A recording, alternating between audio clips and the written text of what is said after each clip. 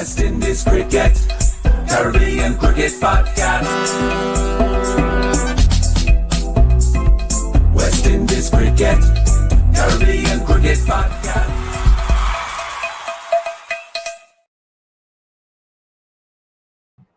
I didn't even bother to add myself to the show. Listen, let's get something straight out of the way before we even properly start this show.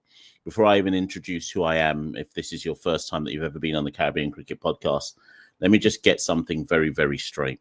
And let me just get off my chest. Apologies for the vulgarity that's about to come next.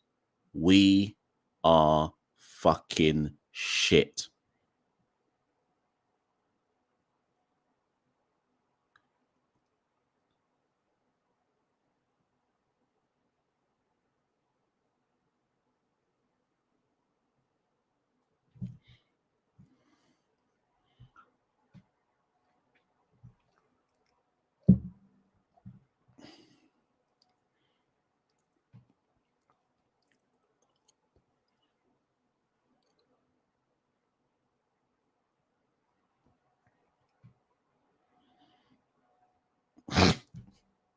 Thing is, I don't know what else you want me to say. I might as well just do the rest of the show in silence. There's no point in trying to dissect it. There's sometimes there's no point in trying to do a deep dive and trying to find and try to explain what's wrong. What I will say is this, because I know some of the commentators and people in West Indies cricket watch this. A lot of the players probably watch this. I need them to understand that everything that I say in this particular episode is not personal. To me, it's just straight facts. It's not personal, right? So, and the thing is, like, I get this sometimes when I do stuff for Bromley as well. Sometimes the people at Bromley get in their feelings when I write stuff, and I'm like, it's not personal. None of this shit that I do is personal. It's just me telling it the way I see it, right? There is no point. So if this first goes to, I'm first going to talk to those who do TV comms. I get it. When you're on TV comms, you have to try and talk things up. And this isn't a personal attack before people think it is. I get it. But there's no use talking up the bowling and saying we need to look at positives. And that's not a personal attack on anyone. But there's no use doing that if everybody can see with their own eyes what the problem is.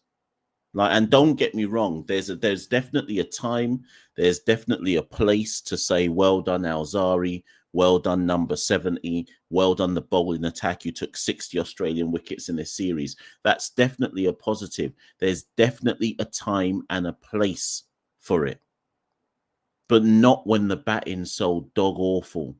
And the thing is, right? Let me see if it's there. So, in one of my uncle group chats, as soon as the match finished, in one of my uncle group chats, the first message I read was, is Sammy going to step down now? This is a disgrace. And I didn't even take it on. Because anybody who's been watching our channel for however long, if you've been watching Caribbean Cricket Podcast, we've been talking the realness for so long. And I know people, like, a lot of people don't like how I come across sometimes, and they got an issue with the accent thing and so on and so forth. But when you strip away all that, when you strip away the accent, when you strip away the fact that I'll call you a dunce and so on and so forth, if you actually just focus on what Santoki and myself have been saying for the last 2-3 years, none of this is a surprise. None of it is a surprise. And before people say, oh, this is Sammy's fault, he called in all of these batters, did you not see what happened to us in Pakistan? Don't get this twisted, because some of you have short memories. If it wasn't for Gudakesh Moti and Jamel Warrican, Pakistan should have lenged us down in Pakistan. It's only because Pakistan are shit themselves that we actually beat Pakistan. Don't ever get this twisted. Go back 6 months and go remind yourself what happened in Pakistan. Were we not 38 for 7? Were we not 38 for 7 about 10 times in that test series? And it came down to Multi and Warrican having to save us over and over again. So don't try and pretend this is because we've suddenly brought in a brand new set of batters. These men were shitting down themselves. The other man was shitting down themselves in Pakistan 6 months ago. 8 months ago, Bangladesh came to the Caribbean and beat us. So don't try and come to me with the, well, this is Sammy's fault. He brought in these batters. Listen carefully, because I'm only going to say this 1 or 2 times more. Listen carefully. No one in the whole region can bat. Are you listening? No one in the whole region can bat. No one. You lot just ran out the one guy who averages over 30. You done spent the last 6 months telling me that the one guy who averages over 30 is shit. So we've run him out of town. Who's left? Who's left? Find me someone. The guy who, you see, I'm getting heated now. I'm getting heated. The guy that you lot, led by the Guyanese, the Guyanese can catch strays. Everyone's catching strays now. The Guyanese are the next to catch the strays.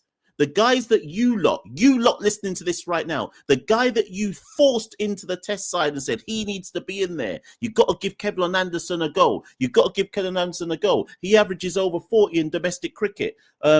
He's in the top scorers this season. He's got to be in the team. In he comes, duck and a 2, and looks completely out of his depth. Did I not record a video 3 months ago saying don't put Kevlin Anderson in this team? He's not ready for this stuff yet. But you don't want to force these guys in. You want to force them in. You don't want to let no one marinate. You don't want to let no one marinate. You don't want to let no one develop properly. You want to just force them in, and then you're shocked when stuff happens.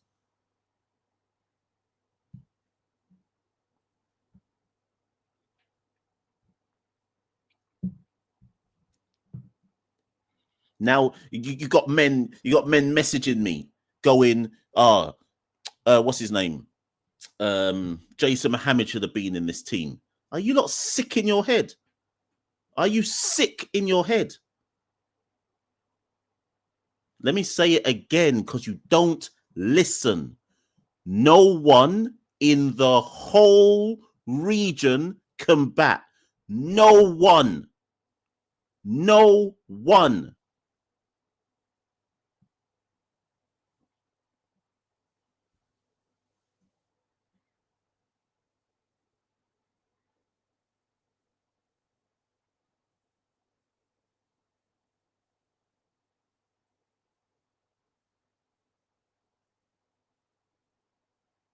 In the last test cycle from 2023 to 2025, we scored 2 centuries. That's it. We were the worst performing test nation in the test cycle. 2 centuries across the whole test cycle. And it's only now that you are asking questions about the batting. You lot make me sick. Yuck.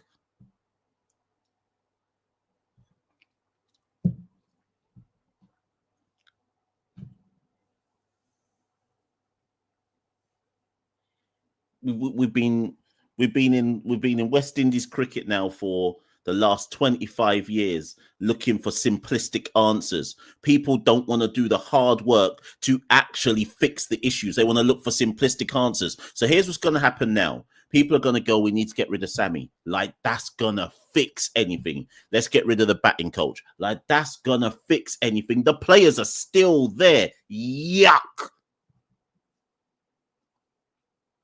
None of you are serious. None of you. There's no silver bullet to fix this. There is nothing out there. There's nothing.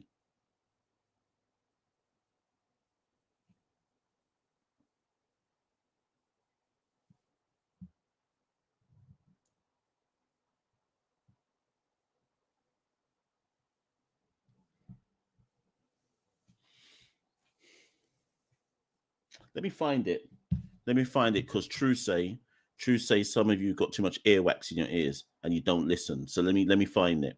Let me remind you lot, because you're not listening. I can tell that some of you ain't listening. I can tell from some of the comments that you're not listening. Marcus Daniel says, so are we to just accept nonsense from paid professionals? Yes, because we've been accepting it for 25 years. Have you got any answers? If you ain't got any answers, don't talk. Don't talk. If you, from now on this show, if you ain't got an answer that makes sense, don't talk. Don't comment. Don't say anything. If you ain't got a reasonable answer that is actually achievable and actions can be put in place, don't say anything. Are you not watching the same thing that I'm watching? Have you not been watching for 25 years? What are you talking about? Have you not been watching?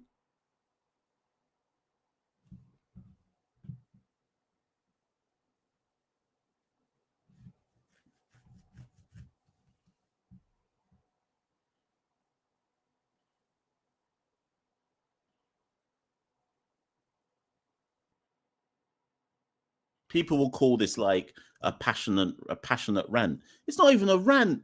I just want everyone to take this. I just want everyone to accept where we're at. Accept where we're at. This is it. This is it. I'm actually, do you know what? How about this? I'm glad 27 happened, because maybe finally people might realize this is where we're at. You know, when Netherlands chased down that 375, I said to Santoki, this isn't rock bottom yet. Anyone who watches our show knows that I've always said this. There's a next rock bottom coming. I said, we're not at rock bottom yet. There's a next one coming. We got another one today. And guess what, people? This ain't rock bottom either. This ain't rock bottom. There's something else that's coming after this. 27 all out. That ain't the rock bottom. There's a next thing coming. I don't know what it's going to be. Probably when we lose to like Nicaragua or something. There's a next rock bottom coming. You think this is it? We thought Netherlands was the rock bottom. There's a yuck. There's a next one coming.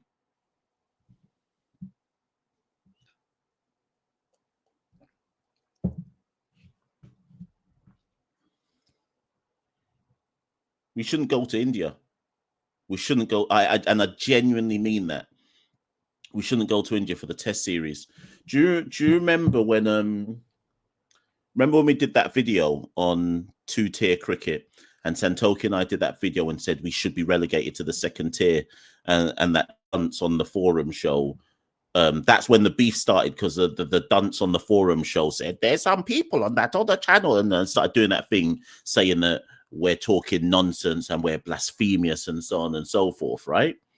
And the reason why I said it, and Santoki and I said it at the time, I hope everyone sees why we're saying it. We will not get better there's two things that means we can't get better, right? First and foremost, we will not get better as a test play inside until the paying public and the media that covers the West Indies team accept where we're at. That's the first thing. Until people accept where we're at, we're not going to get better, because people are always going to see every West Indian performance in isolation. Oh, this is bad. Sack him, remove him. That will fix it. Next bunch of people come, same thing repeated, right? So that's the first thing. Accept where we're at. And once you accept where we're at, then you realize we have to play tier 2 cricket. I'm all in favor of it, simply because, and I'm going to keep saying it, I've said it so many times before, we will never learn to win until we play teams around us and beat them first. You lot, if you lot get fun and excitement out of seeing us lose to Australia, good for you. I would get more excitement out of seeing us play Ireland, Bangladesh, Zimbabwe, Sri Lanka, Pakistan, Afghanistan. Who am I missing? Them man, because all them man are shit, like us. And until we learn to play and beat those sides, why are we playing Australia? Why are we going to India? Why are we going to India in a few months to get licked down? There's no purpose to it. Why are we going there? Then we got to go New Zealand at the end of the year for 3 tests to get licked down. Why we going there? Why we going there? We're gonna get taken there. There's no point to it. If you just saw what the pink Duke's ball was doing in the Caribbean. You see when New Zealand put up them seaming swing wickets in New Zealand. What do you think's gonna happen? There's no point in going there. Yuck.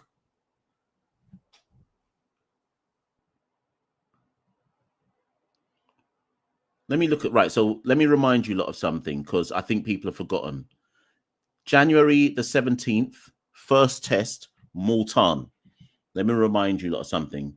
January the 17th, first test, Multan. West Indies, at one point in that test, were 51 for 7. 51 for 7. Yeah? Let me just remind you lot.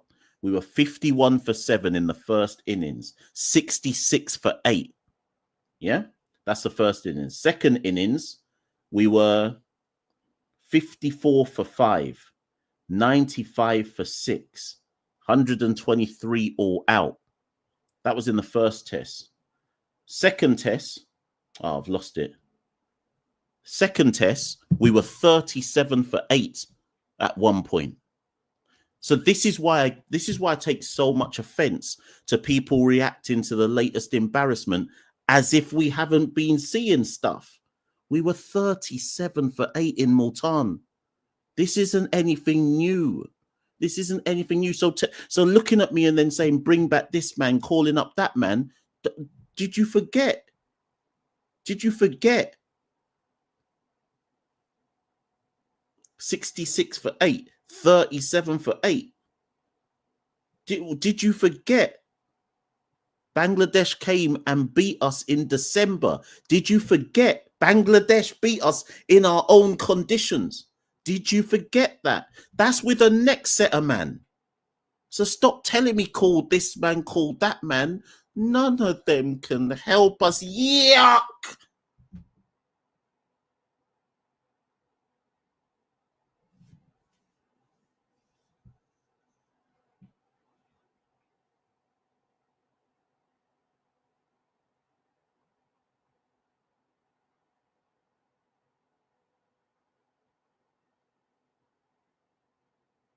I do want to know what Sammy's going to say in the post-match, though. He can't throw the players under the bus, so I do want to know what he's going to say. It's his players, after all. He's picked them. So let me pause for a minute, though, and let's just focus on the positives. The positives are, like I said, we did take 60 Australian wickets. I'm not sure if people, given the whole palaver around Roach at the beginning when he was cast to one side and basically he now retires from Test match cricket, that didn't actually matter. We took 60 wickets, and Australia struggled to bat. But that's why, you see, when again, if you follow CCP properly, like if you follow our X account and so on and so forth, on the X account, when Australia got bowled down for 112, whatever it is we bowled them down for, I put up a poll saying how many runs are we going to get bowled down for? And the first option I put was less than 50. And I didn't put that for jokes, because I text a friend and said, I think we'll get bowled down for less than 50. But I knew that if I type that in X, people would say I'm negative, and they'll say, this is what you do. You just type things for shock value. But in my head, I was like, if Australia only made 115 and they bat better than us, there's no way we're making 50.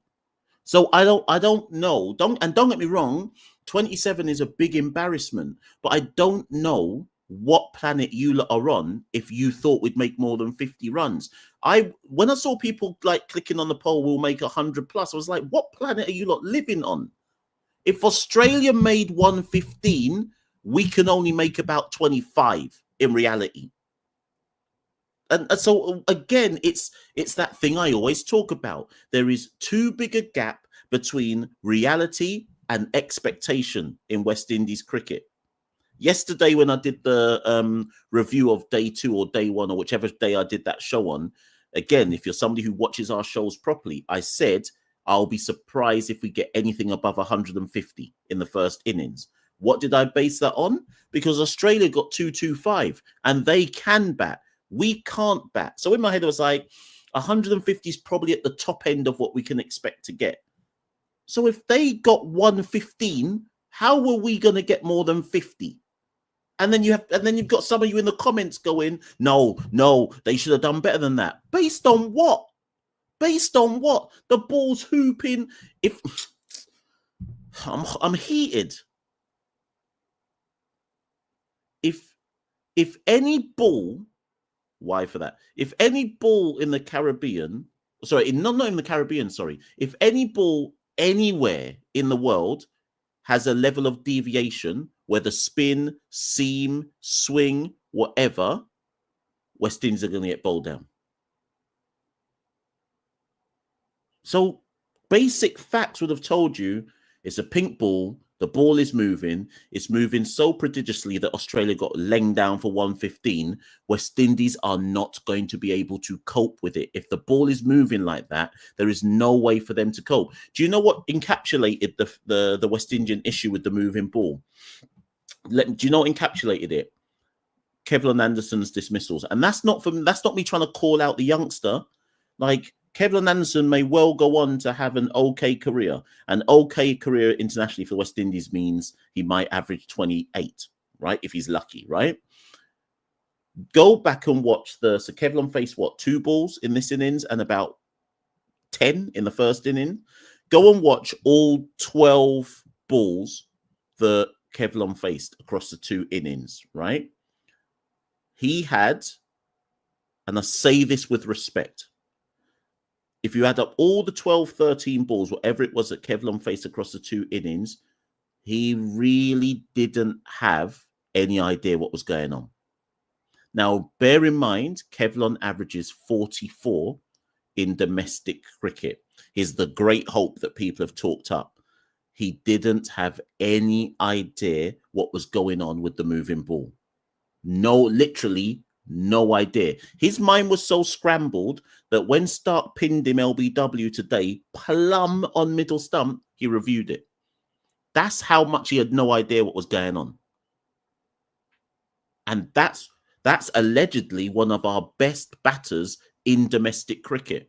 If that's one of our best batters in domestic cricket, we don't have any hope. We don't have any hope.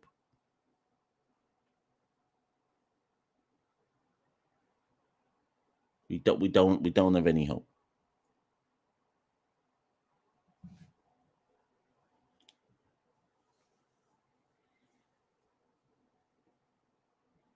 Machel Louis, in his last 13 Test match innings, has scored under 10 times. Let me say that again for you lot.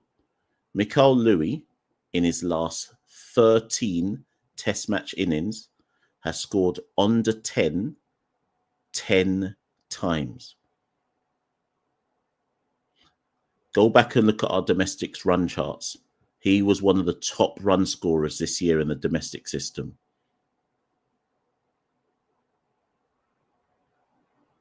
What do you want, people?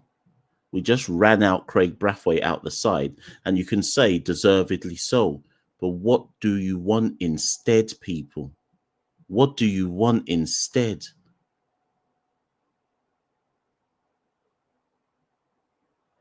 Look at this. Park Johns makes a good point. Park Johns says, where is it? Park Johns says, I lost it. We broke Bish today. Bish must be one of the most positive West Indian commentators, apart from the Keel. Bish must be one of the most positive West Indian commentators on TV. He's always trying to look at the best in them. He's always trying to boost them up. They took him there today. I couldn't believe it. I think it was when Roston got out. And to be fair to Bish, Roston's dismissal was absolutely ridiculous. Roston's dismissal was the equivalent of just kissing your teeth and saying, I'm done with this, right? Just driving loosely on a 6-stump line on a pitch where you know the ball's deviating, right? And after Roston got out, Bish went, what did he say? What was the word he used? That's it. Bish went, and you could tell that Bish you could tell that Bish didn't catch himself because it came out quick, and then I think he caught himself afterwards. He was just like, "This is wretched," and I was like, "Rah!" Bish is actually speaking from the heart there. Even he couldn't hold back. He was like, "This is wretched. Yuck, yuck." Even Bish had to say it. And then he caught himself afterwards and went back to say, "Well, you know, da da da da." And I was like, they took Bish there. They really took him there. They really took him there.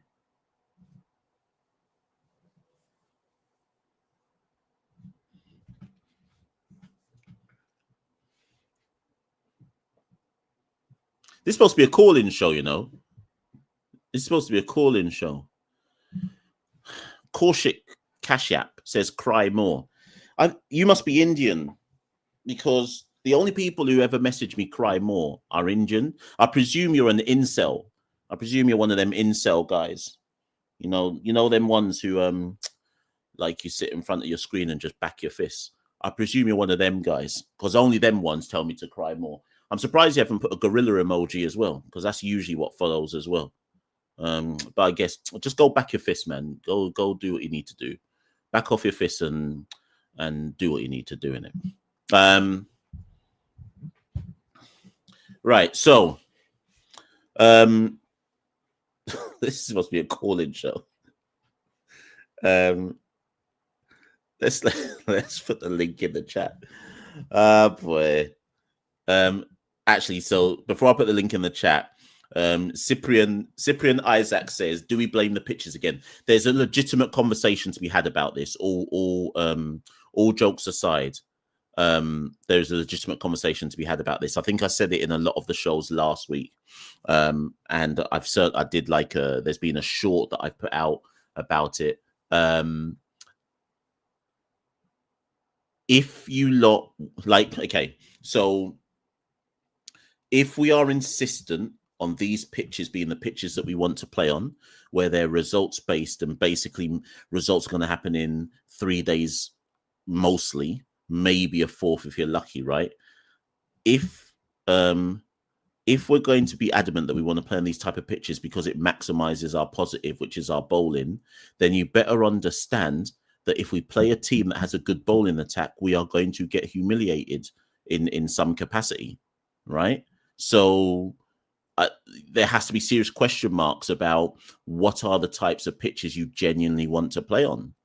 Now, me personally, if we understand and we accept that we have a batting epidemic in the Caribbean, then we have to create some flatter pitches. You know, like that test series when we played, we played that test series against Sri Lanka. I think it was 2021, and it was a draw across. They were both played in Antigua, and it was a 0-0 draw. I don't know if anybody remembers that. They were flat decks, right? Now, my argument is this: we cannot develop our batters in the region if we are insistent on playing on those type of wickets at international level, because none of them will be equipped for it. The grassroots coaching isn't good enough, so loads of them turn up at the international level with fundamental issues that should have been fixed and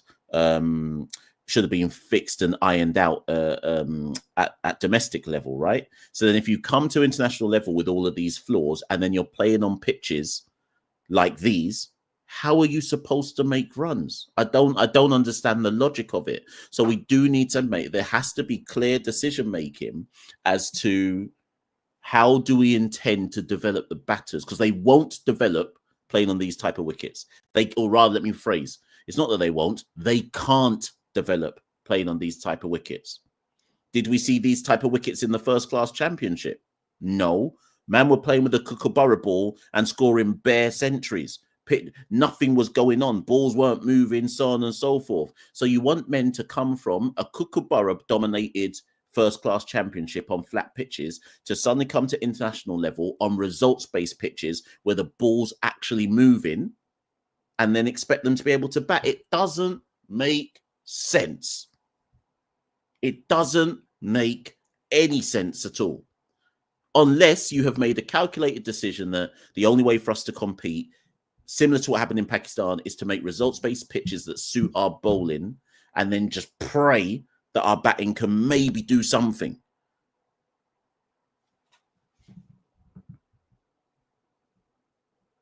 Cheeseman says, no, Mash, the regional tournament. Yeah, I know it was Dukes and Kookaburra, but 4 of those rounds were Kookaburra.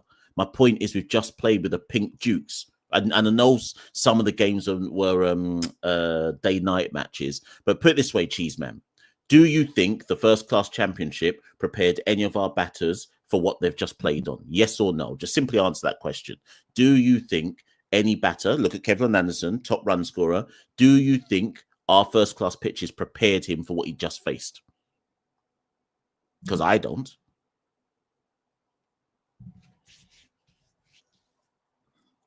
Anywho, let's make this. Where's the link? How do I find the link? They've changed some of the aspects of this. Which I think that's the link. Oh God. Yeah, this is supposed to be a call-in show. I've had enough of chatting.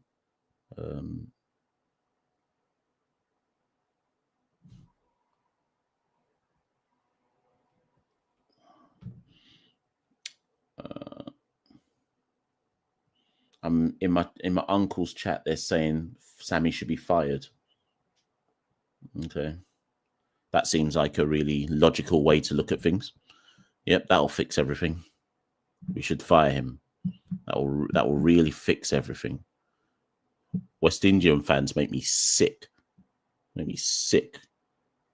Everything about West Indies cricket makes me sick.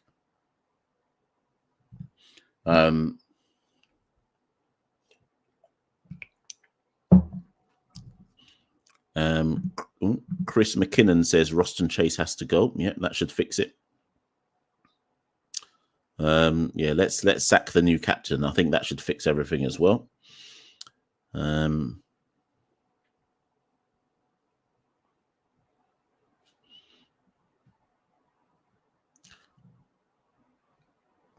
So, sorry. First up is Mustafa. By the way, I'm waiting for people to populate the backstage. So we've got Mustafa, Tyrese, Neeks, Fireball, Shane. Oh boy. If Shane gets on, this is the end of the channel today, you know. Oh God. Oh God.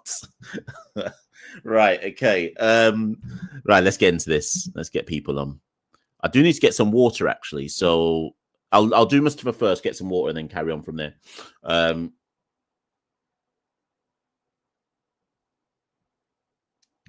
Kay Arnold, the boys and men's activist, says, why are we not talking about the selection of Warrican?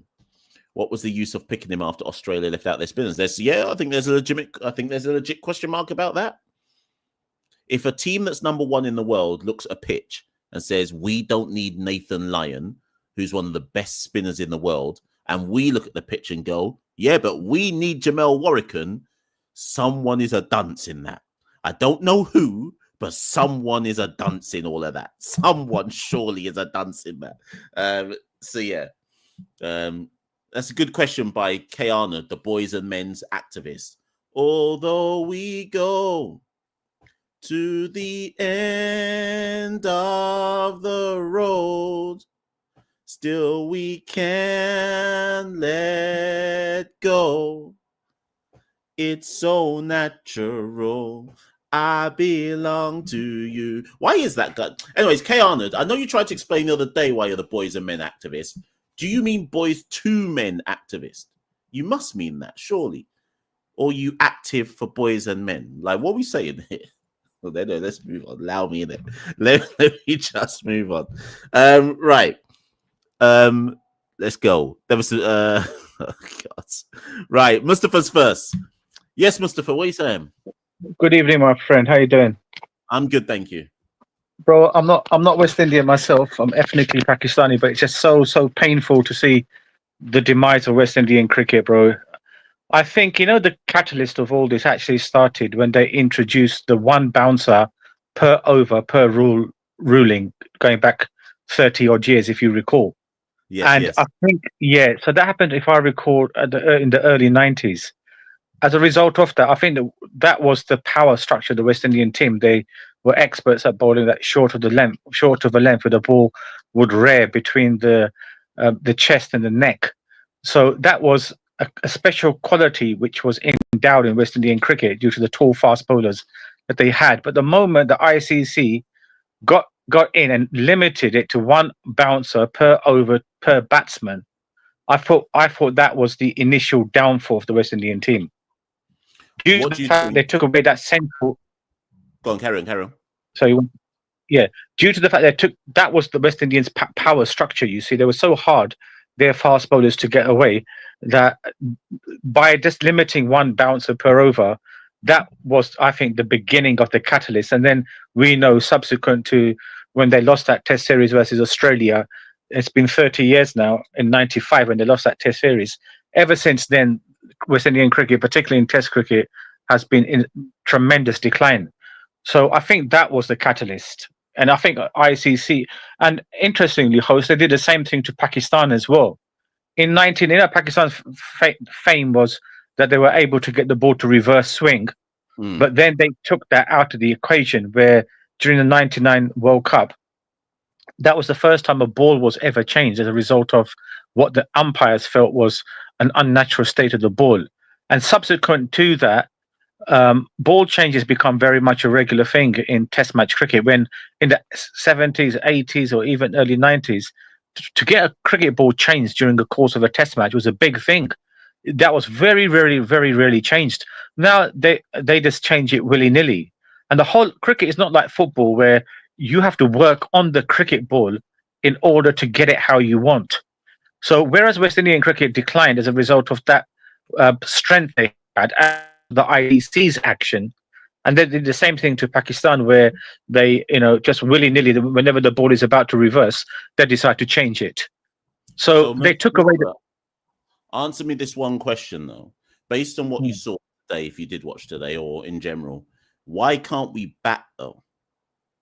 I think what's happened since then as well, the general, when you take away initially the power structure of a team, its strength, which was fast bowling, and then the batting also, like people lose interest when you lose your core structure and you can't really get wickets too much on flat pitches. Then general interest in West Indian cricket declines, if you see what I mean. So the batting, although you would say, well, what's that got to do with the batting? The fact is, I think it's simply, there's a number of factors in addition to the fact West Indian cricketers don't go at a very young age and play continuously on the county circuit. You do have certain instances like Kemar Roach and other people who go and play, but do the batsmen play season in, season out? Like the West Indian batsmen in the '80s used to have regular, like Haynes used to play at Middlesex. You'd have Clive Rod at Lancashire. Viv was at Glamorgan and Somerset, and they all had their players who went in, got 2-3 years of regular county practice, and they were hence able to hone their skills. So that is also a contribution.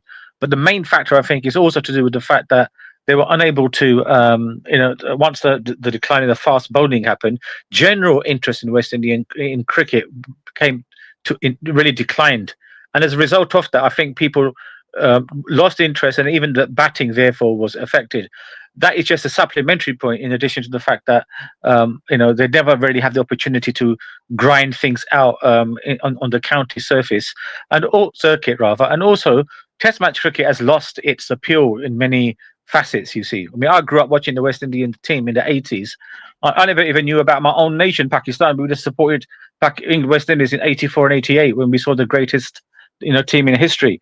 And but so watching them is just so painful. And I think I just flicking through YouTube and I saw your show, and I thought, what they're talking about, and then all of a sudden it dawned on me, there's something's happened. So I clicked onto Crick Info, and then I just was stunned to see the second lowest score in Test history has just emerged, and that you were only saved by the extras. Otherwise, the 27 all out would have been 21 all out, and there would have been infamy for history. At least it wasn't 26 all out, and you've taken the record, so that's some saving grace. But I have been watching the test. I mean, this day-night test. I mean, what they were thinking, like you said, you intelligently made mention. It made sense to leave out any spinner. They've gone with an all pace attack, and on those types of wickets, in a day-night test with a pink ball, someone like Stark and other people, they were going to have a field day. That guy can get the ball to swing in hot conditions on during the day on flat pitches. I mean, what on earth was he going to do on a seaming wicket and swinging wicket with a overhead? When it becomes dark, particularly, even though it's a day-night test, he was going to get the ball to swing all over the place. And you know something, whilst I was watching the game, I thought to myself, when West Indies made 143, I think, in the first innings, I think they're going to have a really, whatever Australia make, even if they had about 150 lead, they would have won the match easy. But when I've just checked over and see they're 27 all out, this is like, I mean, what can you say? I mean, Viv Richards. So I think, personally, I think you got to bring back Viv, and you got to give him complete and utter control over every side of West Indian cricket, even if it means make him the head coach, the chief of the curators. He's got to take over the entirety of West Indian cricket. And this is because he brought that strength of character to them, and he united all the islands, made them, in addition to Clive Lloyd, of course, but he took it to another level. So I think somebody like him has to come in and just become the king of West Indian cricket in every way, and then work at all of these aspects. So the batsmen need to perhaps get contracts playing in the county cricket, and then maybe in Sheffield Shield cricket over the course of 2-3 years, work on technical sides. Although West Indies team is not too bad in the reduced format of T20 in particular, the fact is that their test results have been atrocious for many, many years now. So the only way around it, from what I can see, there has to be a reinvigoration of the internal system, and somebody like Viv has got to play the fundamental part. I mean, being the greatest batsman in history, in my view. So I don't buy into all that people like Tendulkar or Lara or Pet Ponting. I mean, nobody can fill Viv Richards' boots, because I watched him carefully, and that guy was another wavelength. So in my view, he has to come back and just take over West Indian cricket in its entirety. Mustafa, thank you so much for your points there. Only because there's about 100 people also wanted to come on. I'm gonna have to move on. But your comments have certainly got people going in the chat. So when I move on, by all means, continue in the chat, getting those points across. What do you think, people? Mustafa says bring Viv back to sort out everything, amongst other things. Can we get any West Indian batters out to anywhere out of the region? Yeah, that would be handy as well. But Mustafa, thank you so much for ringing in. I'm going to move to the next caller. Thank you for letting me speak. Thank you. Take care. No worries. Take care. Yeah. Yes, people. Sorry, there's so many people trying to get into the chat. Something keeps clicking on my screen. So if you've been trying to get into the chat, people, just want to point out that this is how I know that West Indies must have done a madness today, because my screen keeps clicking. So I just saw somebody put in the chat that Andre Russell has announced his retirement for international cricket. I don't know if that person is trolling. I've gone on quickly on my phone to see if there's anything there. Can anyone confirm that, or is that a trolling comment?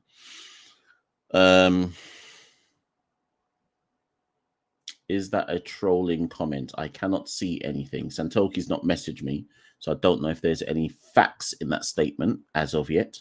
Yeah,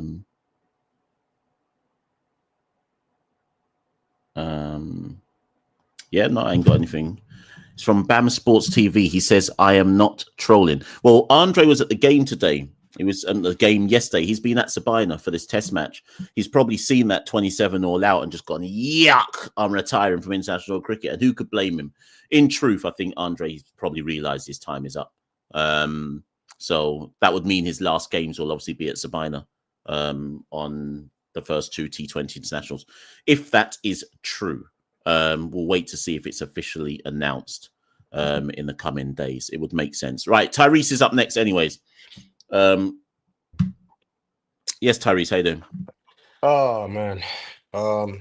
Well, this is gonna be a little bit different. I know the guys are backstage, and they're probably gonna have to wait because I have some points to make. I'll try to get through as much of them as I can quickly, but just to start, man, we've hit rock bottom. It's sad.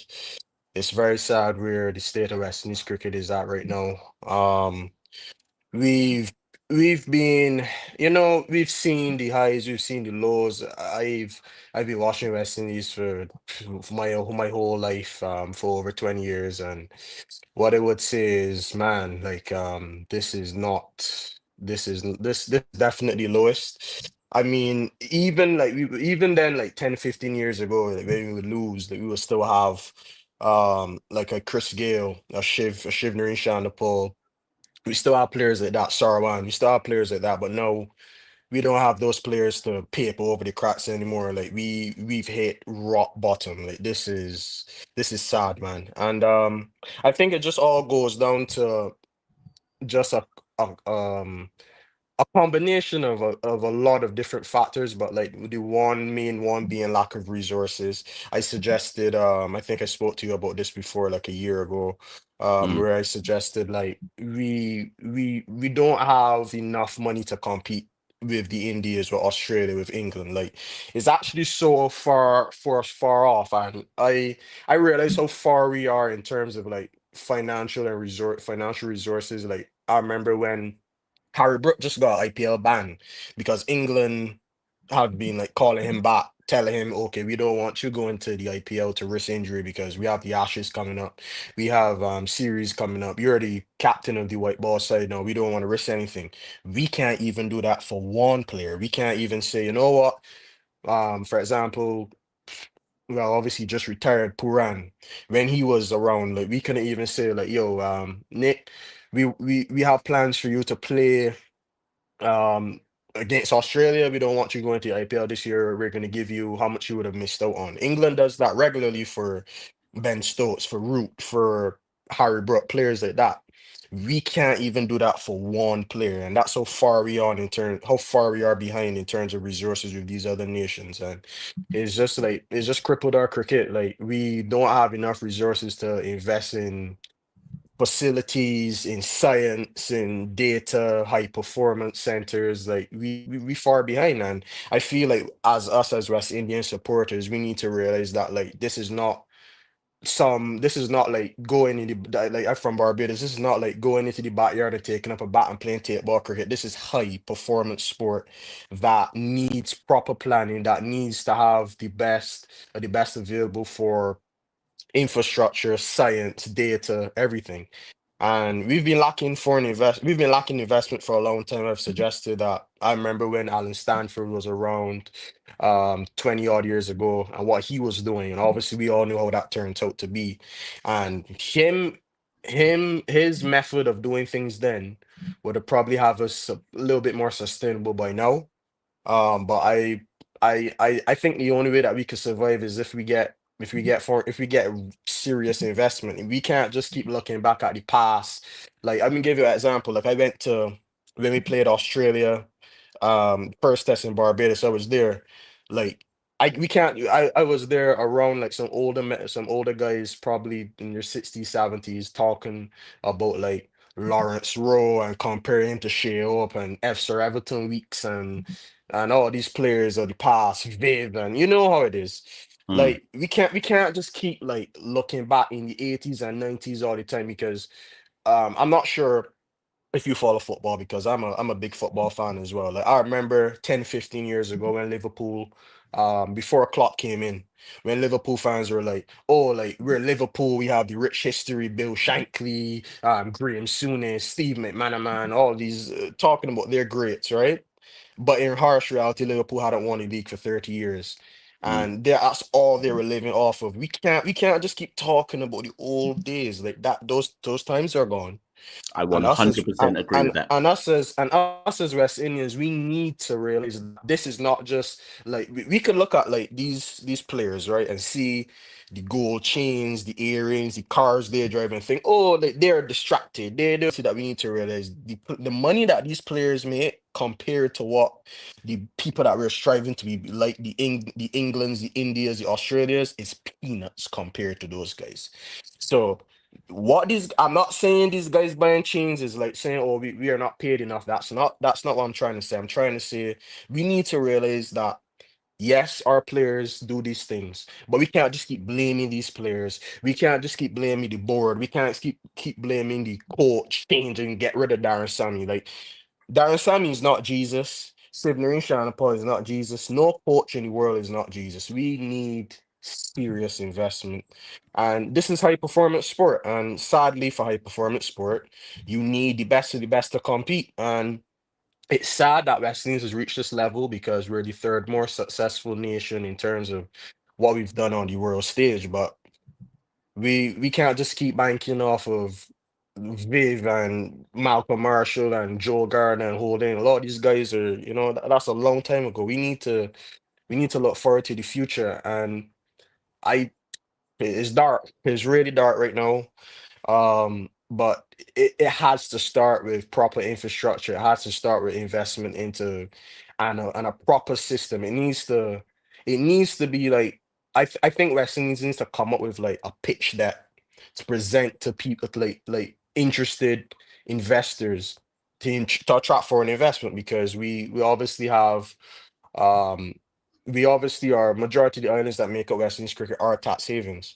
So I struggle. So I haven't looked into why we struggle to attract foreign investment. And I know there's a lot of people that will say, "Oh, why will they invest in us if they're not going to make money?" And what people needs to realize, like sport teams, owners of sport teams actually don't really make money. Like they actually because the amount of overheads and the back end that they have to cover, they actually don't really make that amount of money. It's really to control their market share and to have as much as possible.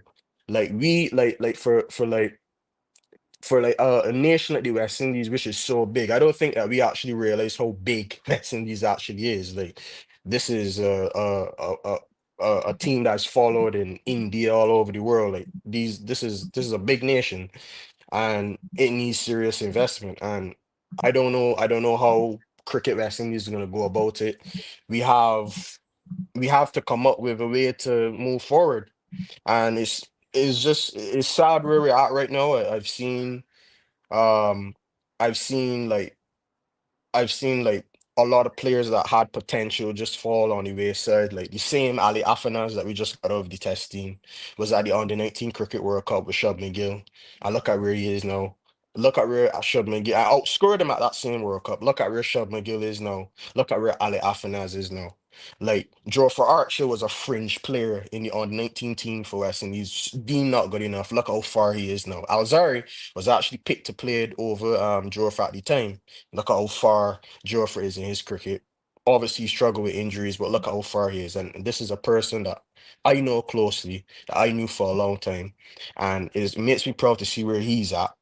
And it's sad. Like I remember because this is another I'm using another example. Jacob Bethel, he's a little bit younger than myself. And I would have seen him come through here in Barbados with my own two eyes and seen him play. I always saw the talent. Look at where he is now compared to some of the guys I seen had the same amount of talent. Like it all has to do with planning, it has to do with infrastructure, and we can't just keep looking at relying on natural talent anymore. This is rock bottom now, and I think that CWI tomorrow this week need to go into a meeting and say how can this change, because this cannot continue. Listen, Tyrese, you said everything you needed to say. That's why I didn't even stop and try interject. I think you've stated what needs to be said. The one thing I will say, and I do need to go to the next caller, just because this seems to be a rock bottom live call. Everyone wants to say something, but the one thing I will just say is this, and it's the only thing that was running through my head when you were talking. Until each territory builds so and this I'm saying this with I want everyone who's listening live, and I want everybody who's about to come on to also take this on board in case they try and say something different. Until each territory takes cricket development serious within their own nation territory, because I always feel like people use like a cop-out answer, right? And they say, right, Cricket West Indies needs to do this. And I always say to myself, what do people mean when they say Cricket West Indies? Do they mean Cricket West Indies? Are they thinking in their head Cricket West Indies an entity in terms of the president, the CEO, etc.? Or do they understand that when they say Cricket West Indies, they should be meaning the board, directors that are linked to their own territory, if you see what I mean. So, for example, we have an academy in Antigua right now, which they're trying to use as something like a developmental tool to circumvent the fact that the players aren't being developed properly in their own territories. But and I get it, and I applaud Cricket West Indies for even trying to do something. But in reality, there should be an academy in every single territory. It shouldn't need an individual one to be built in Antigua to then say move everyone out to Antigua. I agree. I think that for sure, like when you look at England, when you look at Australia, I think Australia has this world class like cricketing campus that they have somewhere. I can't remember if it's in Melbourne, but one of their major cities, and a lot of their players go there and train and improve their game. Obviously, we don't have that. I don't know where we're going to outsource the resources needed to build on that, but it needs to happen because it's going to get worse. It's because we could look today and say, okay, 27 all over, maybe just a bad day at the office, but no, and the harsh reality is this is where we're at right now. So where do we go from here? So we have to do something. I've always said like just outsourcing the financial help. I don't know. Obviously there's a lot of politics within Cricket West Indies that I won't get into because I know there's other callers, but you know, this is sad, man. Like we have to improve. All right, listen, Tyrese, I'm going to go to the next caller, but thank you so much for ringing in. Yep, no problem. All right, no problem. Thank you. People, I'm just going to, off the back of that, Neeks is next, but off the back of that, the Guyanese are going to give me hell for saying this, but let me just make a point here. If Guyana can blow money on the Global Super League, if they can blow money on that, which is a waste of time, right? Let's be honest. The Global Super League is a waste of time. If they can blow millions of dollars on that and pay for all these teams from different countries to come to Guyana and tell them that they're getting $1 million if they win the tournament and so on and so forth, you mean to tell me you can't build a Guyana Cricket Academy? You can blow money on the Global Super League, but you can't build a finishing school in Guyana. You can't build nothing. Like, and so I can see people in the chat saying, "Oh, they've budgeted to make one." They should have been making the academy before they did Global Super League. What are you talking about? Global Super League's not the first thing you're supposed to be doing. That's just what's the word I'm looking for? That's just an ego project. How's that helping wider West Indies cricket? And I'll tell you why it's not helping wider West Indies cricket, because they don't care.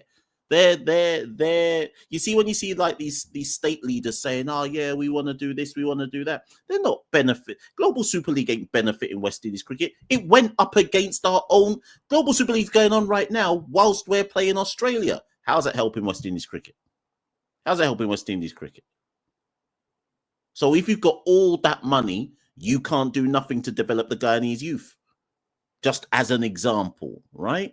But then people say Cricket West Indies need to do this, Cricket West Indies need to do that. What about the directors who are on the Cricket West Indies board who are in Guyana? What are you doing? What are you doing? And what are you doing for Guyanese cricketers? And then how is that helping West Indies cricket? And that same argument, by the way, just extrapolate that for Jamaica, Barbados, Trinidad, Windwards, Leewards.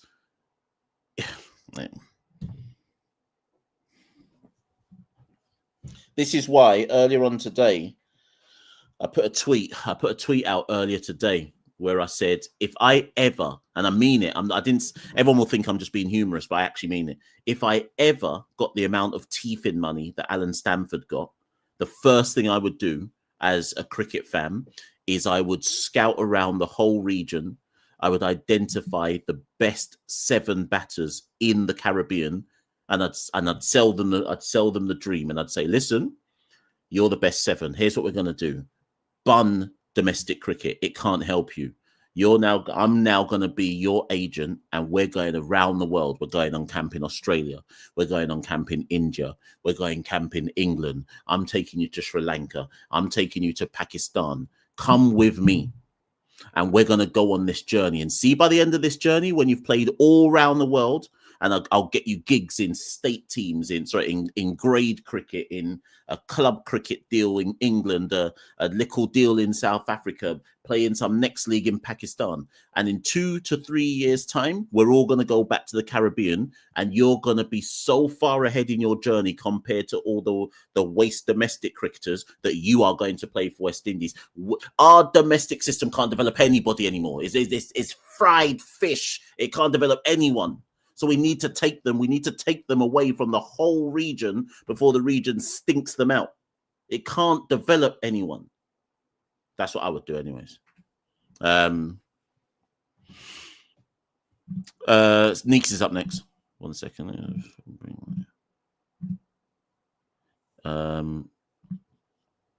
Someone said that that's a Ponzi scheme.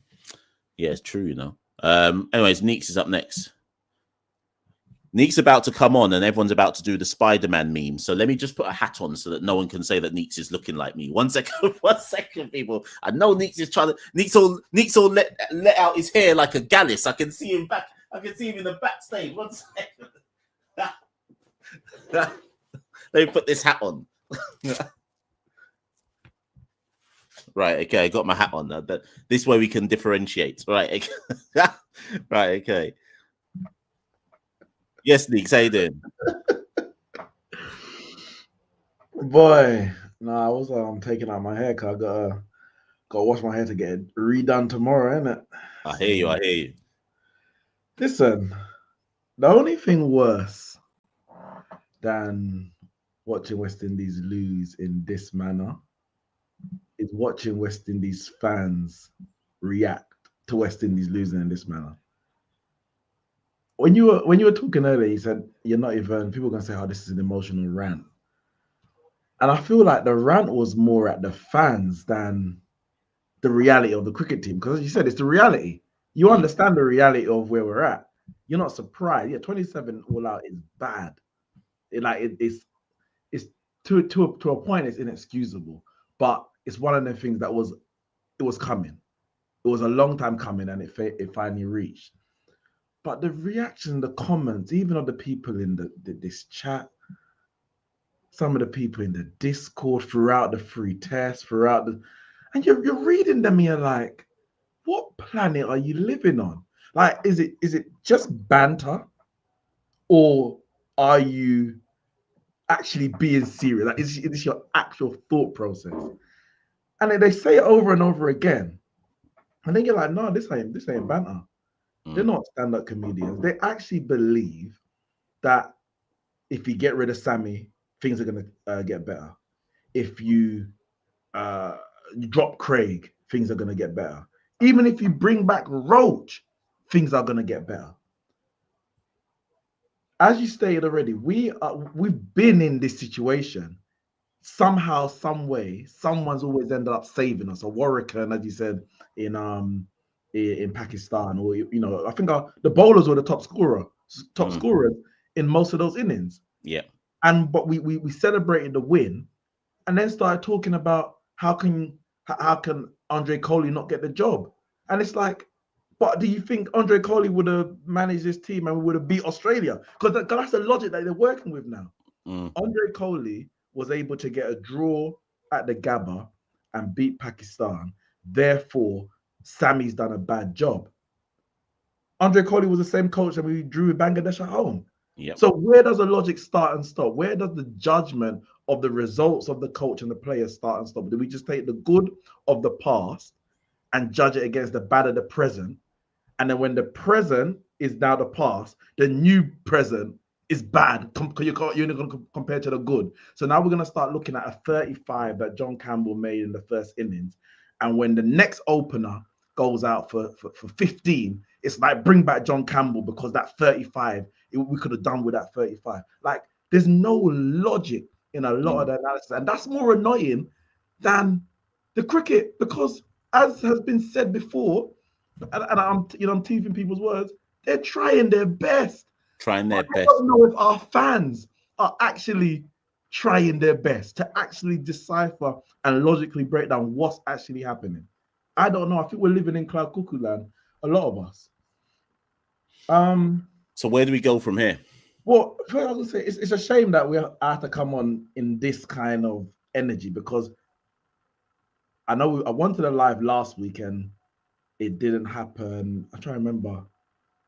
I think you were marking papers or something. Yeah. Just didn't do it, yeah. And at that moment, I was, even though we were 2-0 down and things, we were always going to lose the test series to Australia. I was seeing positives in what we were trying to do as a team. And those positives are still there. Don't get it twisted. But it's just on the back of such a disastrous end to the series that it makes it hard to even make it worth talking about. But I'm going to talk about it nonetheless. I think it's, for me, there's a clear, and it's one of the things that you and Santoki spoke about prior to the series. And maybe, I remember one of the callers said it as well. What is the aim of this series? I want to see a clear plan. What is it that Sammy's trying to implement into this team? And I think when you look at the batting, when you look at the batting and the way that they're trying to bat, especially in the first two tests, you can see the style, the philosophy that he's trying to implement in terms of moving away from the grind ball into the the modern era of Test cricket. So even when people like John Campbell were getting out in their dance and bossy way, like only Jamaicans can, I saw the logic in it. And me and a couple others in the chat were saying it's bad, but the other option is maybe something like today where you block and the ball gets you anyway. But I can see the logic of what they're trying to do whilst not excusing the dance and bossy dismissals that tend to happen. The first test, throughout the series, we were quite competitive up to a point. Yeah. The first test, the drop catches really, really damaged us. There's no guarantee we were going to win those any of those matches anyway. But when they made 190 in the first innings, we should have bowled them out for near 100, and that's potentially a different game. If anyone watches NBA, you know you have those series, a 7-game series, and when you got a big underdog, you're like, well, your only chance of getting something, you have to win that first game. You have to win the one where they're fresh or they're a bit rusty or whatever. And Australia were real rusty. Their batting wasn't good throughout the whole series, but they were real rusty. But we dropped so many catches that we weren't able to take advantage of it. And in the end, they got better. But you saw their batting. Smith came back. Cameron Green started feeling more at home at the number 3. Webster and Travis Hedges continued his form, and they just got better as it went on.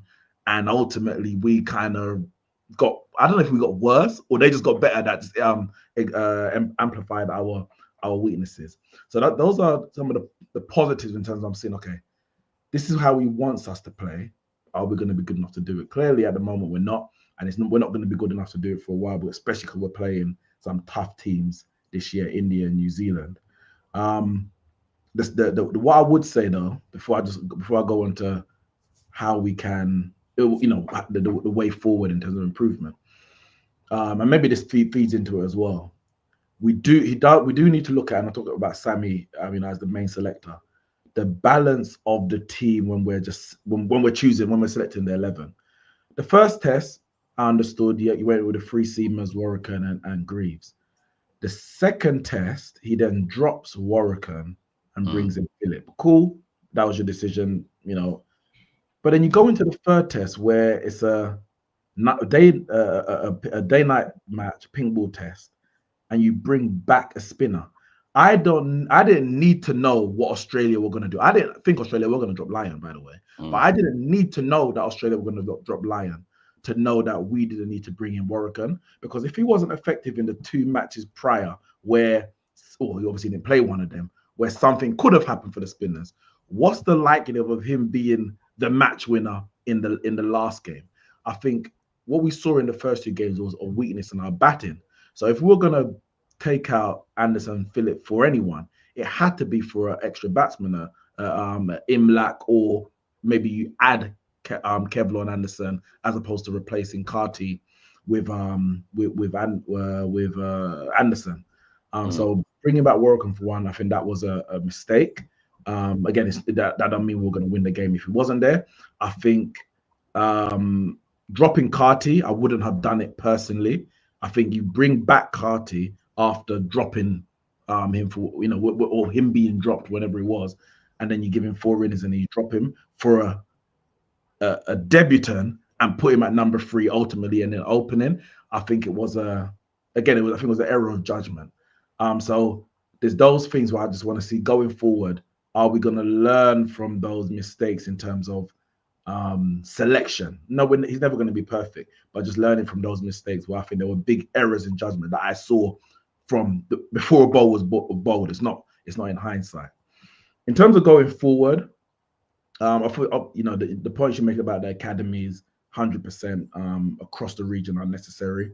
I think if West Indies are going to develop any kind of quality batsman, it's not going to be through the regional game per se. It's going to be through the current West Indies academy and through 18 cricket and potentially getting those quality players to play in other countries, other county cricket, etc., etc. But I would slightly push back on your resistance against kind of maybe having flat pitches that would develop batting. I don't think it's going to develop batting, i.e., because they can make runs on flat pitches, therefore they can make runs on any pitch.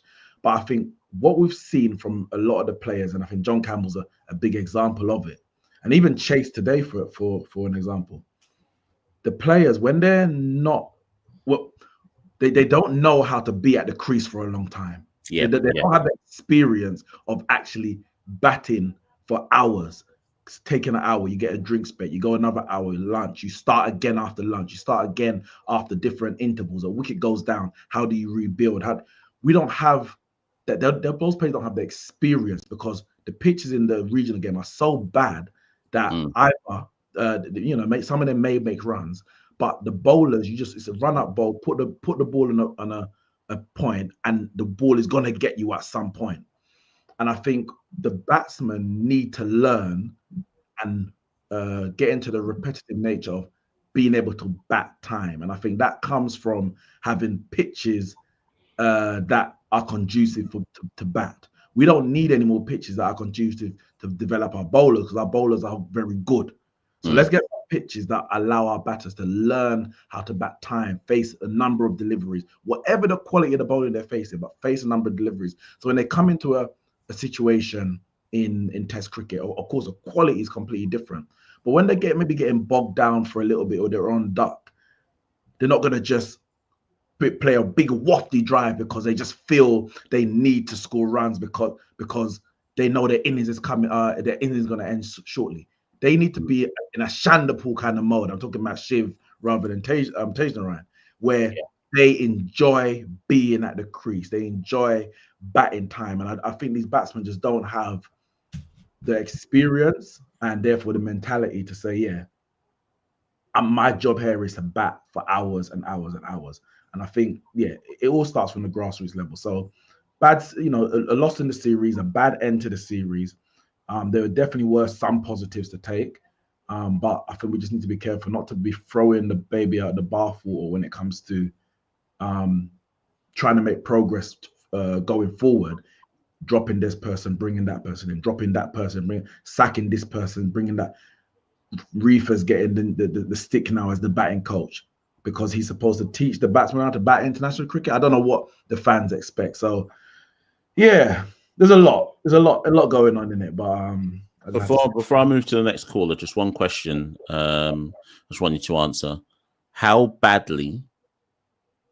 Wait, what have we got? We've got Australia. Yeah, how badly does Sammy need a win in this T20 series versus Australia? When you say a win, just like a match or win the series? No, I mean, I actually meant the series. But okay, let's say I think it's a 5-match series. Okay, how badly does he need to win 2 of them to get people off his back? I think he definitely does need to win 2 of them. Because our last white ball series was against England. Ireland. I think we won. We won Ireland in that one game shootout, but then we lost 3-0 to England in both ODIs. Ireland beat us the first game, and the one was washout, and then we beat them in the ODIs. In the ODI, so at the moment, it's like, well, he's the white ball coach who's doing well. Now he's not doing so well because he lost. Obviously recently biased West Indies fans. He's not doing well because he lost his last match. Now he's lost a Test series. if he doesn't get any kind of wins, and I don't think we need to win the series to get some of the heat off Sammy, but there has to be, he has to show, and the team has to show a level of kind of competency across the series, because if we're going to start dipping in the white ball game and we're not being successful in the test arena either, then the questions are going to be asked in terms of, is the job too much for him? And I don't mean he's not good enough to manage a test team, but have you really got the capacity to manage all three forms of the game? You already saw with the Ireland, England, he's having to go back to West Indies whilst another coach is taking over one series. I don't know how whether that's going to be untenable at one point, but the wins are the only thing that's going to maybe stay off that criticism for a while. But I would say I don't think that the free coach situation across all three teams is something that can last long, not for West Indies cricket. The pressures and the demands from the public and etc. stakeholders of West Indies cricket is a lot for one man to hold. So at one point, I think he may have to let go of the white ball. He's done a decent job getting us back to a competent level in the white ball. He may need to let go of the white ball maybe in a year or so to focus on the higher level of the game, which is the test cricket. Listen, Neeks, I'm mindful of time. So let me go to the next caller. But thank you so much for ringing in. Yeah. Let me ask you one question, and I'm going to go. Yeah. I'm just going to ask you the question. I'm going to go. Yeah. Who do you think is West Indies' best test batsman from the current side? And if it's Shai Hope, should he be keeping as well? I'm going to leave that, and maybe the next caller can answer that one as well. All right, cool. All right, wicked. Right, that's Neeks, people. So I'm looking at the background. There's too many of you who want to come on. When it gets to midnight, this show has to lock off because I've got to go to work tomorrow. Let me just answer Neeks. I need to get a drink of water. And also, there's been loads of super chats. So, Fireball, bear with me. I need to get through these super chats. First, let me answer Neeks' question. So, who is the current best batter in the West Indies test side?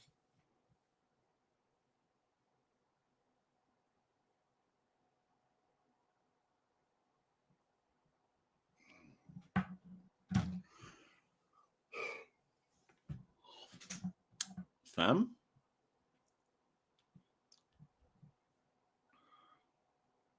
Brandon King. As much as King went for a duck in this test, I actually think that King, across the series, he shaped up quite well, and he leaves the series with me thinking, okay, you could be all right at test level. If you're talking about who's classically the best batter, it's probably Shai. If you're talking about pound for pound most effective, it's probably number 70. So yeah. But I also think though that it's important that, again, because the knee-jerk reaction in the Caribbean or from amongst West Indian fans will be to say, and that's why Sammy shouldn't have dropped this person, and he shouldn't have dropped this person, he shouldn't have dropped that person. Nobody can convince me that Kavem Hodge, Ali Cathanes, who else? Amir Jangu, Josh De Silva, I think it's Tevin Imlak, yes, use those five. No one can convince me that those five would have done any better than the others. No, there's no argument you can give me that would make me think they would have done any better. They may have got 1 or 2 runs better or 3 or 4 runs better, but nobody would have lasted long enough to play an innings of any significance. And if you believe they would have done, then you're just selling yourself dreams. No, none of them would have done. None of them. So yeah. It's Fireball next, but I desperately need to get a drink of water. My throat is dry out here. It might be Sachin next. He says he just needs 1 minute. I think he's got to go somewhere. Sorry, before I get to Sachin, you might be next. Right, some super chats which I didn't get to. Crick Lover says, Mash, after the day you've had, I wanted to bless you with a coffee. Our bowling attack bowled their hearts out. Take all the match fees from the batters and give them to the folders. Let the batters walk home. Yeah, if we didn't have the 2 T20s in Jamaica, I'd be telling the batters to swim home because they haven't helped their side in the slightest. Thank you so much for the super chat, Crick Lover. Much appreciated. Mike Legend says, Mash, thought this was superb bowling by a legend against an unqualified batting unit. Oh, what start? I asked, where is the strategy? I told you a few weeks ago, that Reefer needs to come under serious scrutiny. So this goes back to what Neeks is saying. So are we saying that this is the fault of Floyd Reefer, the batting coach? Floyd Reefer's only just come into the test setup, though. Before him, it was Jimmy and whoever else. So is it just Floyd's fault for this? I need some answers. Thank you for the super chat, though. Fly Island Guy says, hold on to this and go get a drink because Jaja is rough out here. I refuse to watch this match and ruin the start of my week. You're winning. You're winning, Fly Island Guy, because the only thing that was good about this match today was it ended so early that I could do this live without feeling tired. And 2, it meant I didn't have to stay up till 3 o'clock in the morning. So in some ways, we have to respect the West Indies team for choosing to get out before the lights even came on. Do you know what's the worst thing about this game? West Indies didn't even, at any point in the match, have to bat in the worst conditions. Australia had 2 full sessions under lights. We didn't even really have to bat under lights, and we still got MashUp. Do you know how crazy that is? The whole point of a day-night match is you don't want to bat under lights, and it's much easier in the daytime. And we didn't even get to the lights. We lost in daytime. We didn't even lose in darkness. That's dark. Let's go on. So Clevin, thank you for the super chat. No comment, but thank you for the super chat. Much appreciated. Mike says, we have top-class bowling attack coached by genuinely proven and skilled Rampal. Alzari Joseph never looked better. Yeah, that's Alzari looked good today. Or in this innings, I can't deny that. His second ever test fifer 27. He looked hostile. He was good. Can't deny it.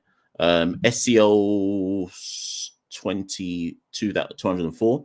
The only way to fix this is at the grassroots level. Caribbean countries need to have a summit to figure out how they can develop coaches and talent. I mean, the Cricket West Indies do a coaching development pathway. So is it coaches, or is it, going back to Tyrese's point, or is it lack of resources for the coaches? When I spoke to Rayon Griffith, who works with West Indies backstage, I met him in Ireland. He said to me that he said to me a really interesting point.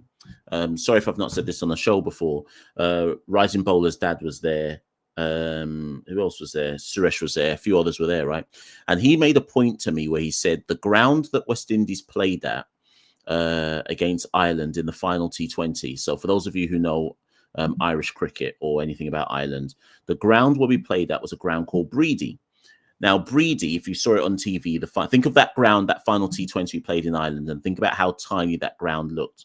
And Rayon said to me that the facilities that were at that ground for training indoors were better than nearly every single region in the Caribbean.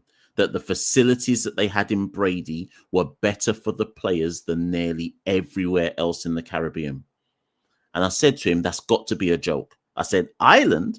I said, that has to be a joke. You can't be telling me that the facilities in any little place in Ireland, Northern Ireland, is better than anywhere in the Caribbean. And in the end, he thought about it and he went, the only place where he's seen better, he said, is one of the private clubs in Trinidad. But he said what they had to use in Ireland was better than everywhere else in the Caribbean. And that's Ireland, people.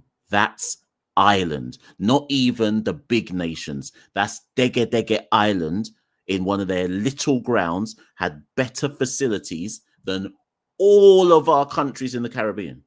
Do you know how crazy that sounds? And this is why the associate sides have caught up with us. This is why they've caught up, because and this is why, as much as people want to say, when Tyrese was talking about lack of resources, and people are like, no, it's not about that. And then actually the point they made about Trinidad and their private clubs, he gave me the name of a cricketer in Trinidad whose name will remain nameless. And he said to me, do you know? And he said the cricketer's name. He says, if that cricketer in Trinidad wants to improve his game, he has to go to one of those private clubs in Trinidad and pay, I think the figure he told me was something like 200. I swear he said 200. It must be US. He said he has to pay something circa in the region of 200 US to be able to rent out the bowling machine for maybe 2 hours or something. And he was like, that's out of his own personal pocket. So then he was like, say you're not a cricketer who can afford that. Maybe you don't have a domestic franchise deal. Maybe you're not in the West Indies team. He says, how are you better in your game?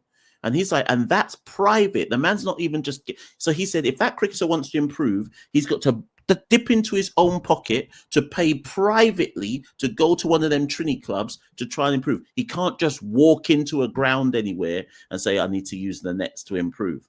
And Trinidad's one of the better countries in the region for facilities. So when people are saying to me things like, oh, do this or do that, and this is a problem, sack that man, change that player, listen to what I've just told you. If the facilities aren't even there on the most basic level for players to access, how are they supposed to get better? But if I talk the talk, people will get upset, because if you listen to what I'm actually saying and realize it's so much deeper than what you think it is, you'll realize these players are stuck. We're running in mud. We are running in mud.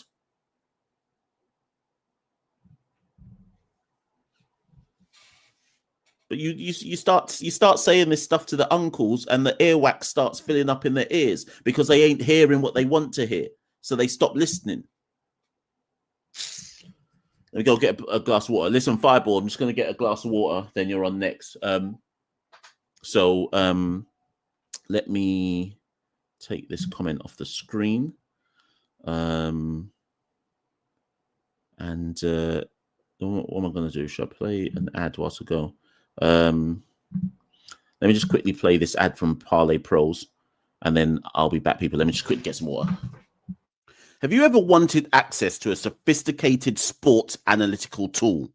One that allows you to study trends, patterns, lines on all your favorite teams and players in your chosen sport, whether that be the NBA, the NFL, the NBL, the WNBA, or any other sport for that matter. Parlay Pros are the right bet for you. Data-driven insights that allow you to flutter on sports without simple guesswork. Should you want to know more, just click the link in the descriptor below and join that. Yeah, click that. It's in the descriptor below. If you're one of them guys, if you've got no control over your impulses, I beg you don't do it. It's not for you. It's not for you, impulsive guys. Right. Okay. Fireball's up next. Yes, Fireball. What are you saying? Hello, Mash. Hello. Mm-hmm. I'll start it positive before I start cussing.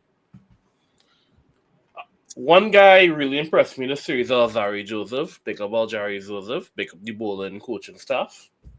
Mm-hmm. That's all the positives. That second? I missed that second part. What's that second part?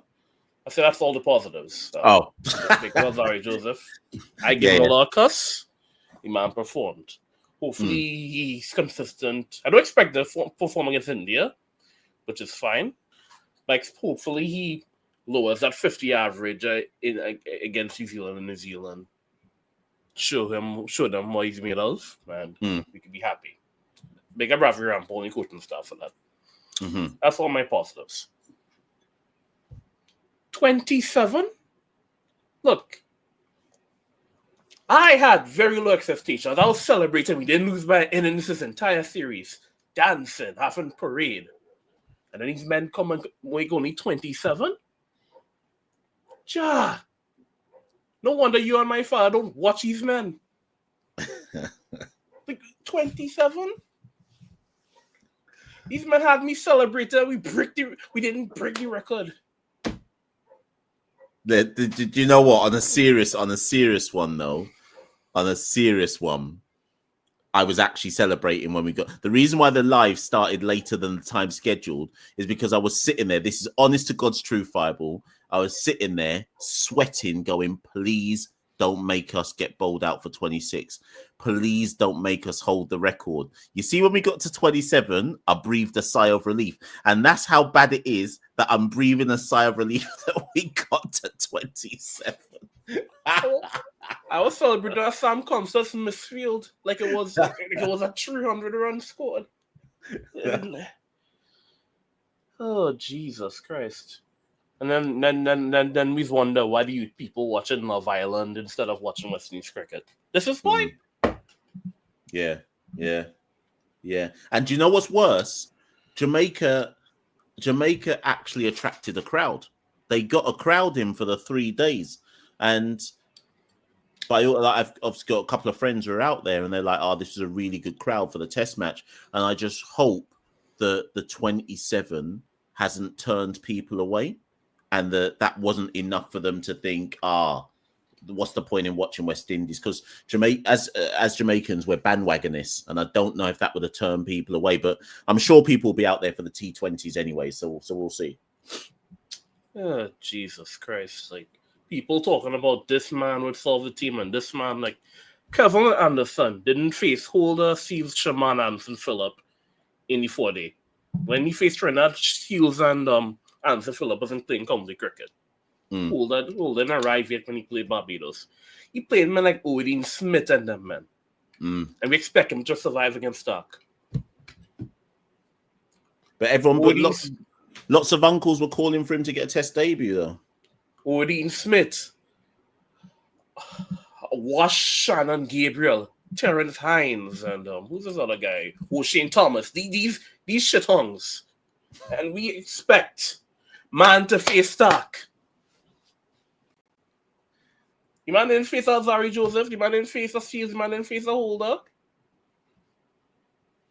So what do we do when we play India? Pray. Because you know if India produced spinning wickets, we could break that 27 record, I am praying. I pray we make at least 50. I want everyone to remember that I said this. If India produced one of them spin wickets like they did against England a few years back, we could break up the record. We could break it. 22 all out. The sad thing about spinning wickets, it kind of negates our best bowlers, does it? We got a whole true. That's a good point. Yeah, that's a good point. Chase, yeah. We gotta pray. But anywho. Yeah. So, of the players that played in this series, is there anyone that you would? Because this is the weird thing. Like, Sammy's obviously started with his own cycle, his own players. Where do you fall into the gut reaction thing? Are you like, well, boy, you just have to take these same players to India? Or is there anyone you'd be like, you need to now hold a rest? So, for example, Louis scored, 7 and 4, I think? Of those 11 runs, about 10 of them were from inside edges and full shots, right? They've obviously decided to move on from Brathwaite. So what happens in India, for example, with someone like Louis? Do we give him both test matches or do they have to find a new opener? I wish I could say we could drop Louis because I don't think Louis is good. The sad thing is we have the cupboard is bare and we throw away Brathwaite like we throw away any other Batman average 30 for this region. So the team is just the team then? The team is just the team. Unless he convinces Evan Lewis, the player as Lewis might only average 25. I don't expect anything from Evan Lewis in red ball cricket. I had to stick with the man. We dropped Craig. We what done is done. I don't know who else to pick. Ambrose, Salazano, Cooper. Nah, best to keep Lewis at that point in time. Best to keep Louis. Best to keep him. Yeah, it is though. I can't even deny it. It's just best that we just keep people, isn't it? So, listen, any final points, Fivel? Nick said, who's the best batter? Oh, yeah, the best batter in the side, yeah. I wouldn't say in the side, but the best batter available right now is Holder. Beg Holder to play test again. Do you know what? That's actually true, I would have backed Holder to last longer than most of them today. That's actually true with the bat. I actually agree with that. Technically, he may actually be the best batter in the side. But that's saying a lot. Ah, boy. It's best they take me to India, you know. It's best they just take me because I can get duck as well, you know. I can get a golden duck as well. So it's best they just take me to India. Because at least I can run 1-2 joke whilst I'm getting a golden duck. I just, I'm praying. I'm praying for the best. I have nobody to say who to pick. You keep the squad the same way. Right. Listen, not that I'm trying to run you off the show, but I'm trying to get for everyone. So I'm gonna keep it moving. All right. All right. Cool. No worries. Right. Cricket. Oh, sorry. Thank you, Fireball. Cheers. Cricket West Indies Media have just sent me some audio. I want to know if this is Sammy. I wonder if this is Sammy's interview. I'll have to play that later. See what he's saying. Right. Sachin said he's only going to take a minute. So I'm going to go Sachin, then Shane. Only because Sachin said he's only going to take a minute. If he takes longer than a minute, then I'm kicking him off the show. Yes, Sachin, what are you saying? Yes, good evening, and thank you for your initiative Yes. with the podcast. We really appreciate it. So I want to make a quick point regarding the two Chanderpauls, Shivnarine and Tej. The last time Australia came to the West Indies was in 2015, and that was supposedly supposed to be Shiv's last series before they sacked him, right? And I think it was poetic justice the way the series ended because, I mean, a lot of fans didn't recover from the way that they treated Shivnarine and the way that they just booted him out. That series against Australia should have been his favorite series. And the next point is, I feel like a lot of persons in the comments would agree with me when I say that we should give Tej another chance. I mean, you look at his outings against Australia, I wasn't too bad, and I was in Australia, and then his 4-day performances haven't been up to par. But I think in terms of the depth of batting that we need, and I think someone spoke about occupying the crease and all of that. I think Tej should be given another chance in the remaining Test series throughout this year to show if he's really worth it one last time. If there's any experiment we should take, going to India, going to New Zealand, I think Shanderpaul should be given a chance. Thank you. Sachin, before you go, just because I'm intrigued, do you think it matters that Tej doesn't suit the way that Sammy wants to play? And I think that that's a great question. I think that is what could be holding back his selection, but also Sammy. I'm not sure what he has planned. I mean, now that the series has ended, I'm not sure what direction he's looking at, and it's definitely not the style that Sammy intends on playing. But at the same time, this was rock bottom, as a lot of people are saying. So I think like Chanderpaul is just being overlooked. Like it's not that it's not that he's not good. He is good. I think people are just forgetting that he exists. Sammy potentially might forget or overlook that he exists and that he could be given a chance to stabilize the top of the order. I mean, Mikael Louis was one of those persons they brought in as an opener who potentially challenged Chanderpaul's spot. He got a series in England last year. He got this Australia series. He didn't really prove much. I think, Chanderpaul has an average. I know you mentioned on Twitter sometime that, yes, his average is high because of the Zimbabwe premium, but he has shown to us within the last couple of years that he has what it takes to go on and produce a good innings. Not to mention his last Test series would have been against India in 2023 July. And it wasn't that bad. I mean, he didn't make big scores, but against a strong India side with the likes of Sharma and all of them, he produced, fairly good runs. And I think he should be given that chance, regardless of Sammy's style for the team. Yeah, I hear you. Listen, I hear you. Thank you. First things first, thank you so much for ringing in, Sachin. Much appreciated. People, let me know what you think about Sachin's comments in the comment. Much appreciated, Sachin. Thank you. So Sachin raises a good point there. But I think to get Tej in, I like Tej. I actually think Tej is a good player. But to get Tej in, I feel like Sammy would have to change his philosophy. And how soon would Sammy be? How pragmatic would Sammy be willing to be to get a player in that doesn't directly suit the way he wants to go forward? But then there has to be some kind of pragmatism between grind ball and whatever Sammy's philosophy is, right? In that it can't just be all a bag of players that are looking to bat with intent and show positivity. There's got to be at least one man in there that's willing to bat time. And if we're dashing Craig out, that means there's no one in the team who has the capacity to bat a long time. Chase did actually in the first innings. He only got 18 runs, but I think he faced like 90-something balls. He's trying his best.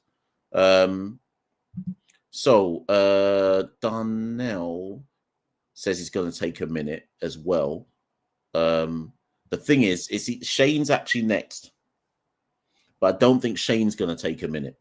Whereas Darnell, if you're actually going to take a minute and just make the point and bounce, let me know now, because once Shane comes on, there's no breakout here for you. So I need to know. Right. Shane, Darnell says he's taking a minute to make his point. So let me get Darnell on, because everyone's waiting for the main event. The unruly Shane to come on. Let me bring Darnell on. Yes, Darnell, what are you saying? Much appreciated, and greetings from Canada. Quickly, Yes, big up. Quickly, I grew up in Dominica, and that was 25 years ago. I wanted to play cricket. There's only one organization that I can think of that has really brought the Caribbean together, and that's the University of the West Indies. And UWI has campuses all across the Caribbean, as well as the global campus, what is now called, has locations in each Caribbean island and territory. So it can be done in terms of training people. But Mia Motley is talking about we need to regain our purpose, and that's fine. And so, what's been done in Canada now with the Canadian Premier League for soccer is have basic contracts, have like ongoing. We live in a warm climate, at least you do. Have ongoing, T20 county cricket for all three formats across the year, and then just do what they used to do, which is take a boat and go from island to island, bring out the youth. So they can do that, even if it's just in terms of money. Put a 0.25% tax on, travel to the Caribbean. That alone would probably do the numbers to allow basic salaries for cricketers across the Caribbean and actually be able to have ongoing year-round cricket that gives us an actual functional county cricket system. What you're saying. So you are saying the thing is the players currently are paid a yearly stipend, but the problem they've got is they're not playing yearly cricket. So for a lot of the months of the year, they're not. Yes, there's some club cricket, but they're not playing like first. Do you get what I mean? They're not playing like first class in the context of the Caribbean international cricket. So for quite a lot of the year, they're actually quite inactive. So are you saying create a financial pool that allows them to actually play cricket all year? Yes, exactly. Create exactly that. 3 formats. Do what they used to do. Take a boat. My mom used to play for Dominica for netball. She took a boat. And the Caribbean countries are close enough, except for Jamaica, where you can easily make that function. And so, in that way, you have ongoing cricket that is playing in the different fields. You're getting the practice. And that's what the Canadian Premier League has done now in Canada, where they're playing cross-country soccer, done in such a way that they're playing year-round. I mean, I was watching soccer in February here in Vancouver and Hamilton, and it was damn cold, let me tell you, but they were playing. So certainly you can do that in the Caribbean. And you can make the financial model work based on, just if there's true regional unity. CARICOM can do it. So I hope that's a governance help. And I think UWI, if nothing else, provides 75 years at this point of showcasing that it can work. It's a good point, Thank you very much. Good point. Listen, Darnell, you waited all that time to raise one of the best points of the night. Listen, thank you so much for coming on. Don't let that be the first and only time. I won't. Cheers. Bye. All right, then. No worries. Take care. Yes, interesting that from Darnell people. Could CARICOM, I'm just thinking, because as Darnell was making that point, could CARICOM have a central fund? Could they have a central cricket fund to make this work? But then would CARICOM say to Cricket West Indies, it's not our problem?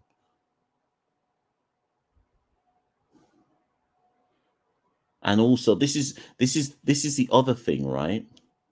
And this is the other thing I'm worried about in the West Indies, and I hope people don't take this the wrong way. The money's got to get into the right hands, or people will teeth it. That's the only other thing that I'm worried about, how to organize these things without a man trying to teeth and pocket the money. I've always wondered about CARICOM, though, and the role that they could / should be playing. And where because the line is blurred, right? You're not supposed to have government involvement. Cricket West Indies are the ones who are supposed to essentially run it.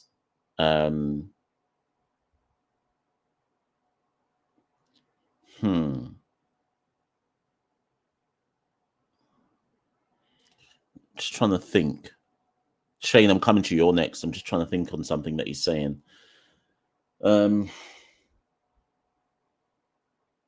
Okay, here's a better way of doing it. Here's a better way. Check this out, people.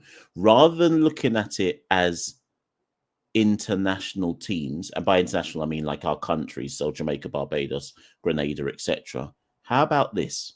Hear me out, because I'm not sure if Cricket West Indies would have to sort this out. Could CARICOM, so let's say Mia and who are the ones who care? Who are the ones who claim they care about cricket? Mia's one of them. Ralph is another one. In where's Ralph from again? Vincey. Is Ralph from Vincey? Keith Rowley's gone now from Trinidad. I don't know if Trinidad care like that now politically. But check this out. Could CARICOM, long-winded way of getting to my point, could CARICOM run a cross-club competition with sponsorship? So, for example, Queen's Park Cricket Club in Trinidad would play in like a cricket super league, first class super league in the Caribbean. So Queen's Park play Kingston Cricket Club. That doesn't need Cricket West Indies to sort that out, right? Yes, that would cost a lot of money to get it done. And what's his name? Chris Daring made I don't know if anyone heard him, right? Sorry, Shane, I am coming to you. Chris Daring made a really good point from in the interval. I think it was day 2. He was being interviewed with Samuel Badri, and Daring made a point to Badri saying there's something at Cricket West Indies that we want to try either later this year or next year. And he said, the one thing that generates money in the Caribbean is school sports. As soon as he said it, I was like, I know where he's going with this. Now, for those of you who are Jamaican, you should know, for example, that in Jamaica, see if you're from Kingston College or Jamaica College or George's, Calabar, Walmers. I'm just talking some of the big boys' schools, right? You see the old boys network in those schools, pure money runs through that. Pure money. You see, if I meet a Walmerian anywhere in the world, we're talking on a level straight away, just because we both went to Walmers. And that's before I talk about KC and JC, which are the big, big schools in Jamaica, right? A man who went KC will talk about going KC from the day he leaves KC till he dies. He'll be KC born and bred and in his blood, etc., etc. The old boys networks for schools like KC and JC is insane. So I know where Chris Daring is going with this. His argument is the school system in the Caribbean brings more money in than West Indies cricket. And if you had a school system where it's like JC plays, I don't know, give me a school in Trinidad, St. Mary's or something. I don't know if that's a big cricket school. He reckons that would drive more money and more interest in cricket than if you tried to go through the club system. And he thinks, I think he thinks, I'm putting words in his mouth, but I think he thinks that's a way to re-engage youth in the cricket. In the same way how in Jamaica, how Champs, our school athletics championship, is absolutely massive, right? Champs in Jamaica is bigger than like an athletics meet in the UK. Champs is like the be all and end all. So I see where they're trying to go with this idea. I don't know if it could work, but I can see why it might be part of their thinking. Let's get to Shane. Oh boy. Oh God. Try to Shane, bear with me. My water's finished. In fact, Shane, what I'm gonna do, because I need to get water, I'm gonna let Shane start, people, by himself. I'm not even gonna be on the screen. I'm gonna let Shane start. I'm then gonna take my camera off just so I can go get water, and then I'll come back. Shane, you good with that? I'm just looking at Shane in the background. You good with that? All right, cool.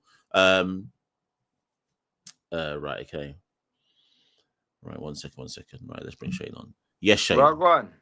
I'm good. You're good. Go get your water. It's cool. Okay, right. So, listen, people. I don't know what this man is gonna do by the time I come back to this screen, but I'm gonna stop my mic my camera for a second. I'll be back. Shane. So, firstly, yeah, I don't know. I was listening to everyone. I was actually enjoying it. I can't even lie. It was quite entertaining listening to everybody come up with solutions.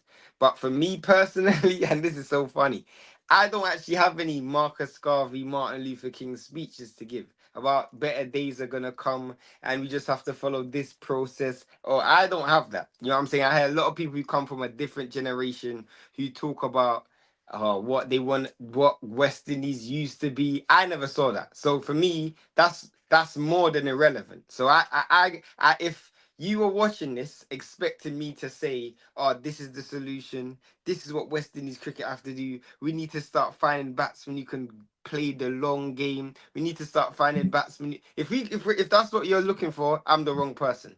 I am the wrong person to come up with that suggestion. People keep talking about bringing this player, bringing that person. The only person that I want back is that first guy that was speaking, Mustafa, or whatever his name is. That guy was a legend. My man came on the wrong platform. The three things Mash always talks about that you don't want to hear. My man mentioned all three in his first sentence. I'm like, yo, this guy's sick, bro. No, allow him. He's amazing. I want to see him back on the platform. But bro, I just saw a stat before I went on live. Before I came on this live. Apparently, and I want you to verify this. This is the first time in cricket history that a test team has received two back-to-back consecutive hat-tricks. So I swear Noman Ali done a hat-trick against us in Pakistan as well. Now in this series, another bowler's got a hat-trick. Hat-tricks are supposed to be once in a lifetime. Every time you play against West Indies, it's a hat-trick. I guarantee you someone in India is going to get a hat-trick against us. I guarantee you. I bet you any money. Do you know what's mad? I'd actually forgotten that Scott Boland's got a hat-trick. Literally. The wickets were going so quickly. Bro, this is mad, yeah, Mash. We had one man do a 2-over-5-er and a hat-trick in the same game. A 2-over-5-er. A 2-over-5-er, bro. That basically means in 12 balls, it was less than 12. I think it was in 11 balls, he took 5 wickets. Have you seen that? I've never seen that. I've never seen that in my life, bro. 11 balls. And in the same game, a man takes a 5-er. It wasn't even the same man. It wasn't even the same guy, bro. It was a different person. That's what makes it even worse. It was a different person. A different person. Bro, it's so mad. But the maddest thing is, yeah, Mash, I want to call you out on something still. I want to call you out on something. Yeah, go. Let me call you out on something, yeah? Yeah. You said that I don't want to hear nothing about the past because it's irrelevant to what happens now, right? Cool. And a lot of people agree with that statement. If you agree with that statement, I just want you to do 2 things. Give me 2 answers to this question, please. Other than history, if you're saying history is irrelevant, come with 2 cricketing reasons why the ICC benefit from West Indies playing cricket. 2 cricketing reasons, not history, 2 cricketing reasons. Oh no, there's none. That's why. So the only reason we still get to play Australia. We don't okay. I know that Uncle's going to get upset with me. So I was about to, okay. We should not be playing Australia. We should not be playing India, because if you look at our record since the year 2000, why are we playing them? But West Indies, the ICC benefits from us because we have a brand and a name that still somehow means something. However, if you're asking me what does the ICC benefit from the West Indies right now, nothing. So at the end of this call, yeah, and the only reason why I ain't done it already is because I don't actually know how to do it. But I believe if you want a suggestion, because I hear everybody talk about suggestions, my suggestion is the abolishment of West Indies cricket as a test team. For me, yeah, I'm being dead serious. I'm not even joking. I'm being dead serious because no one can tell me. You guys will say it from an emotional perspective if you're Caribbean. I get it. But if you are ICC, you do not benefit me as an institution. You're actually becoming a burden. Because if I was an alien and I had never watched cricket before, and I had so much grown men watch that, I'll be thinking, what's going on here, bro? What is actually going on here? What are we actually doing? You're supposed to be representing our sport, and this is what we're doing. You're representing our sport. Forget Caribbean people. ICC is looking at you are representing my sport, and this is what you're doing. Like, come on, bro. 27 runs. 27. Like, big man thing. 27 runs. Is that what we're doing in 2025? The last time was in 18. And to be fair, we don't even know if that record's real. That record could be wrong because back then they didn't even have TV. We don't even know if it was 27. It could have been more. In televised TV, that's the lowest score in recorded history in my mind. And I believe people like Mitchell Stark and stuff like that, they shouldn't actually get any credit because they didn't play a test player nation today. They didn't play a test player nation. So that Pfeiffer should be struck from his record because he didn't play a test team. You didn't play a test team, bro. That's not a test team. That isn't a test team. I recommend, this is a Jaden Seals and I can't even say Shamar because you got bigger problems to worry about. Jaden Seals, change country, bro. Go find the next country. Do a Greenwood. I can't even say Greenwood. Rotted. Do a Ravel Morrison or something, or a Wolby or one of them people there, and change nations, bro. Because if you want to be a world class player, which you are, and I could say the number 70, but you got bigger problems. If you want to be a world class player, in my opinion, you have to be playing with world class players. Because I can't give my. Jaden Seals didn't even take a wicket in the last innings. You want to know why? Because he's like, what's the point? What is the point, fam? The thing is, Azari Joseph, he took wickets because he had to prove a point. We know why he took wickets. Seals was like, bro, bun this. What am I taking wickets for? What am I really exerting myself to take wickets for? What's the benefit?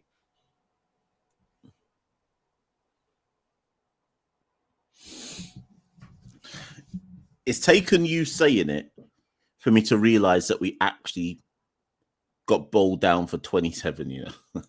27, bro. 27, bro. That is bro, 27. This is the lowest. Mash, you should have started the live before because you can't tell me. Did you see the 26 that got made? You didn't see it. You didn't see it. So you can't tell me. When have you personally seen with your eyes witnessed a lower test score in cricket? You ain't seen that. So don't tell me about 1887 because back then we were still picking cotton. We weren't playing cricket them times there. Yeah, it's true, you know. The last time someone allegedly scored less than 27, black people didn't even have the vote them times.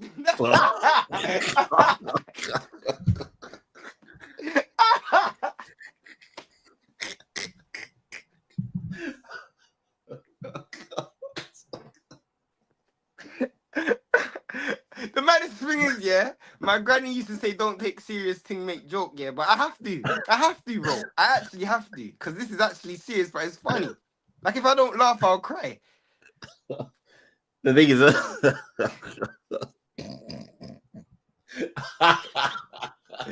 but a genuine improvement, though, yeah. A genuine improvement on a big and serious level, a genuine improvement. I actually feel like, because I asked you a stat, and I checked the stat, yeah, and it might even actually be worse now. West Indies' last 8 test innings averaged less than West Indies' last T20 innings. So that means everybody saying we shouldn't be playing white ball players. What are you talking about? We might as well just play Johnson, Charles, and just play them and just get them to play T20 and tests because they can't average any less, bro. On a big and serious level, if everybody just decided to bat like tailenders, just bat like tailenders, like how Stark bats and Cummins and number 70 bats, you can't tell me we would have done less than 27. You can't tell me that. Because 20, bro, we've never seen this yet in our life. And you know why I wanted to cry, Mash? Because you said the realest thing I've heard in 2025. This ain't even the lowest low. We got more lows to come. That's what I'm saying. This isn't, and I think that's why I'm not as mad about it yet. Because in my head, I'm like, I think there's something else coming. You know what's mad, Mash, yeah? You actually said, I can see improvements in this team, yeah? And then we scored 27.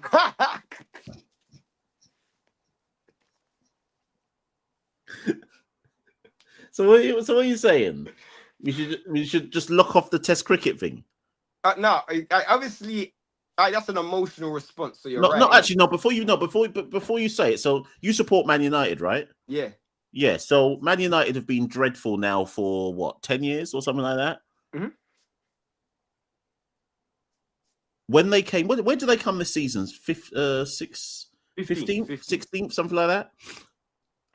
That's like a big low for Manchester United. Not they were ever going to get relegated, but in a kind of modern era, that's a big low.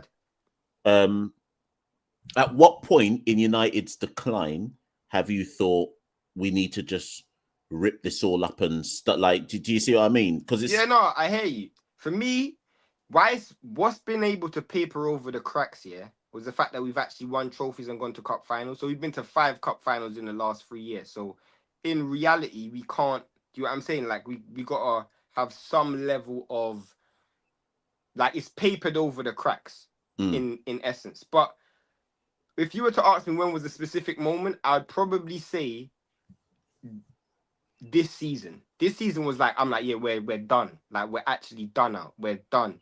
But with West Indies, you know why it's slightly less like because I watch CCP all the time. So I kind of almost prepare myself emotionally for the decline. But no matter how much I watch CCP, I couldn't prepare myself for today. I couldn't actually prepare myself for what I witnessed today. It was 5-4. And you know what I feel like, yeah? There's a sign, because I am turning 27 in 27 days and we got bowled out for 27. There's a sign. There is a sign, bro. There is actually a sign. And that sign is for me to give up cricket. Yeah, it might be, it might actually be. And do you know what? The other thing, because I was waiting to start the live, do you know the other thing that was crazy? The hat trick that Scott Boland took. Watch it back. He weren't even trying to get the hat trick. Like, he weren't even trying hard. Watch the hat trick ball. Man just ran up and said, okay, let me just bowl my stock ball.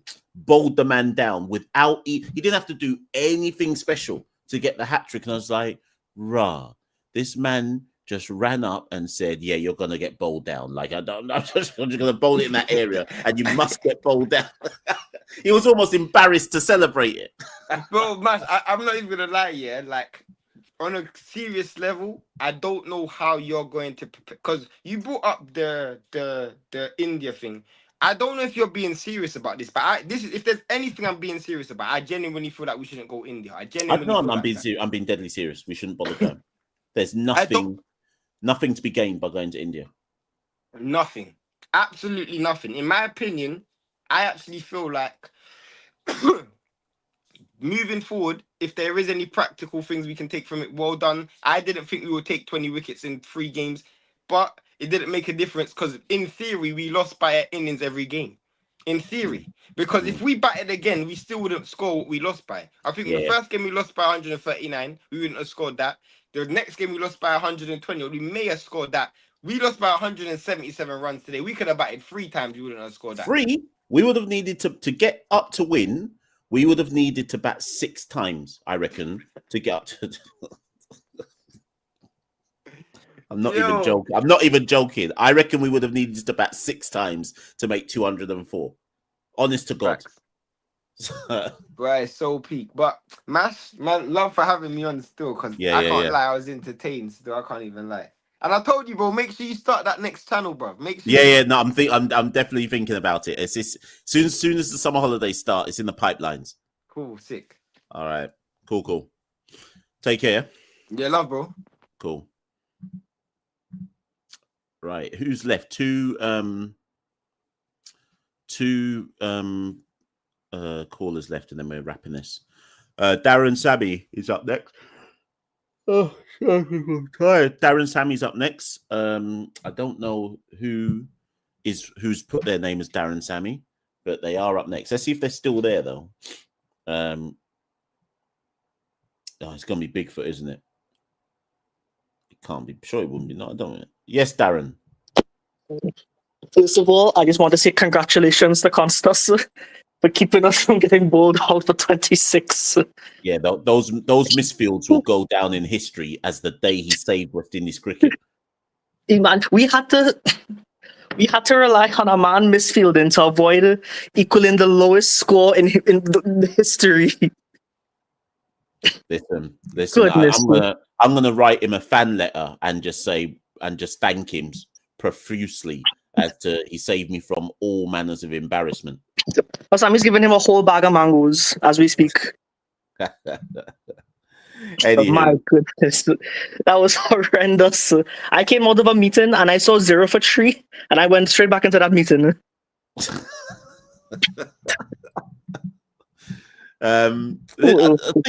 Thing is, as Shane was just saying, I don't think it's sunk.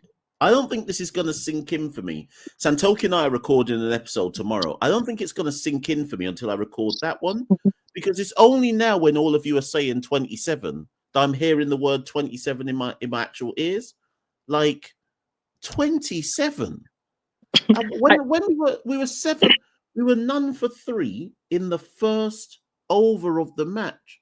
7 for 5. 7 for 5. Like what? I don't know. I mean, and the thing is though, Darren, is that I knew that we'd struggle, and like in my head I was like, we're going to score less than 50, but it's the manner in which they scored less than 50. Like if they'd been bowled out for 49, I think most of us would have been like, well, that sucks, but it kind of makes sense because Australia only made 115. But 27? I don't think it's even set in for the players, because did you see Chase's post-match? I haven't seen it yet. What happened? So he said they need to focus on making 300 scores. So I'm just like, brother, man, you ain't even crossed 30. Set small goals, please. Man said 300? Yeah. Oh, my God. 11th innings and we're now bringing up 300. It's rock bottom for real. It really is. It's really rock bottom. Yeah. But a serious question, I just want to know, did any of these players walk into this series thinking that they could pull off a win? Or at least do something? So who made the point? Neeks. I think Neeks made a good point in that I do wonder if they look back at the first test and all of the drops and think to themselves, we actually could have won that test. But more importantly, look at it and think that was our chance. That was our real chance to win a test. We really competed. We really could have won that, and we fumbled it, right? And I think once you give a team like Australia an inch, they're going to take a mile. And yes, 27 XYZ, but Australia got better as the series went on. So we gave them that one little lifeline in the first test, and they never looked back after that. Crazy. But the worst part is each final innings there was a small and smaller target, and we just batted worse and worse. Yeah. Most definitely. And the thing is, like I said, I don't know how they fix it. I've got no idea what. Like people will say, obviously people are going to be like, call this man in and get that guy and so on and so forth. But I don't see any obvious fix for this. I mean, as a comparison, someone had brought it up earlier. I mean, Alec is 26 and he's being used as trade fodder in CPL. Meanwhile, Shubman is 25 and man is leading India. It's crazy. Yeah. And yet Alec was the better batter in the World Cup that they were in at under 19 level. Yeah. So it just goes to show. But we'll see. If you had to make any changes ahead of India, what would you do? I don't even know, because I think this is all we've got. Right. So then, I mean, Craig's rode his horse into the sunset. I don't know what will happen with him. All these men might just have PTSD, but I would not be surprised if they really say that. And in CWI's best interest, we will not be going to India. I would be so ecstatic if I heard that. I'd be so glad. It'd be the first bit of good news this year. Change it to a field trip. Let them go eat a food. Yeah, for real. Any other points that you want to raise? That's really it. It's just a sad day. It is. It is. That. Do you know what? That's the best comment that's been made all day, all night. It's a sad day. It actually, take all the jokes aside, take all the disappointment, take all of the anger. It's just a sad day. Like, has it really come to this? Like, it's just another one of those days where you look at West Indies cricket and go, is this where we're at? And everybody will go through their own stages of grief in trying to understand that. So yeah. Well, I feel like Sammy probably needs a win. Because man's first test score, and like Shane was saying, we could have very well made the lowest score ever. Yeah. I'm gonna have to look into that 26 and see where that record came from, because a man just told me it's 26 and I never even bothered to look for the evidence of it. So I'll go and have a look at that record. Yeah. Thank God for extras. The extras outscored 9 people.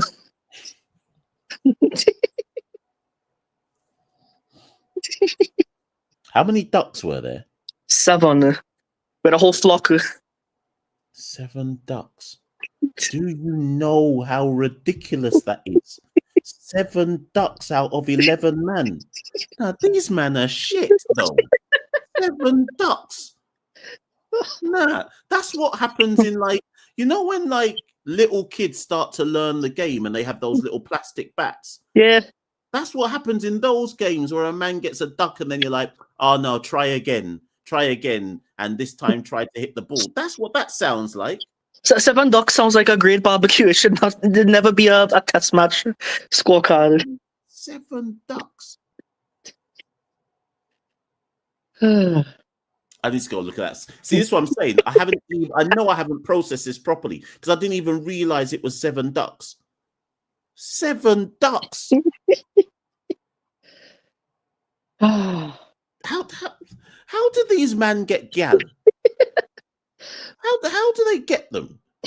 Like, and I'm out here struggling. I've got nobody. Like, nah. I want to know. You know. They need Jamal Hamilton to teach them lessons. Yeah, well, that's another story for another day. Anywho, listen. Let me go to the final call of the day. Yeah, that's it for me. Thanks, Mash. Right, cool. Take care. Later. Yeah. 7 ducks. Let me go find that scorecard. President Natural, you're the final call of the day. I'm coming to you. I just need to look at this scorecard. It can't have been 7 ducks. Hold on. Let me find this scorecard. No way could it be 7 ducks. 27, you know. Where is it? Campbell duck. Look at this. 4 men were ducks.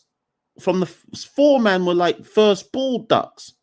Campbell duck, 1 ball. Kevlin Anderson duck, 4 balls. Brandon King duck, 1 ball. Shamar Joseph, duck, 1 ball. Jamel Warrican, duck, 1 ball. Jaden Seals, duck, 4 balls.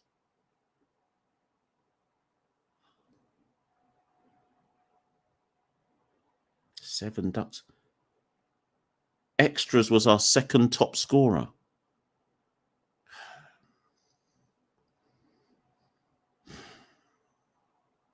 These men are shit, you know. I don't even care which player listens to this and gets upset because, and I don't want to hear no one say to me, oh, but you don't play international cricket, so how can you comment on anything? I know what 7 ducks means. It means you man are shit. That's what that means. 7 ducks. 7 ducks.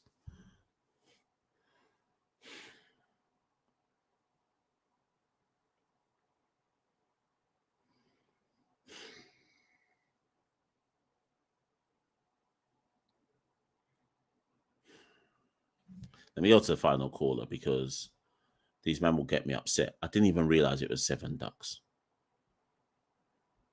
Let me go to work. Do you know what?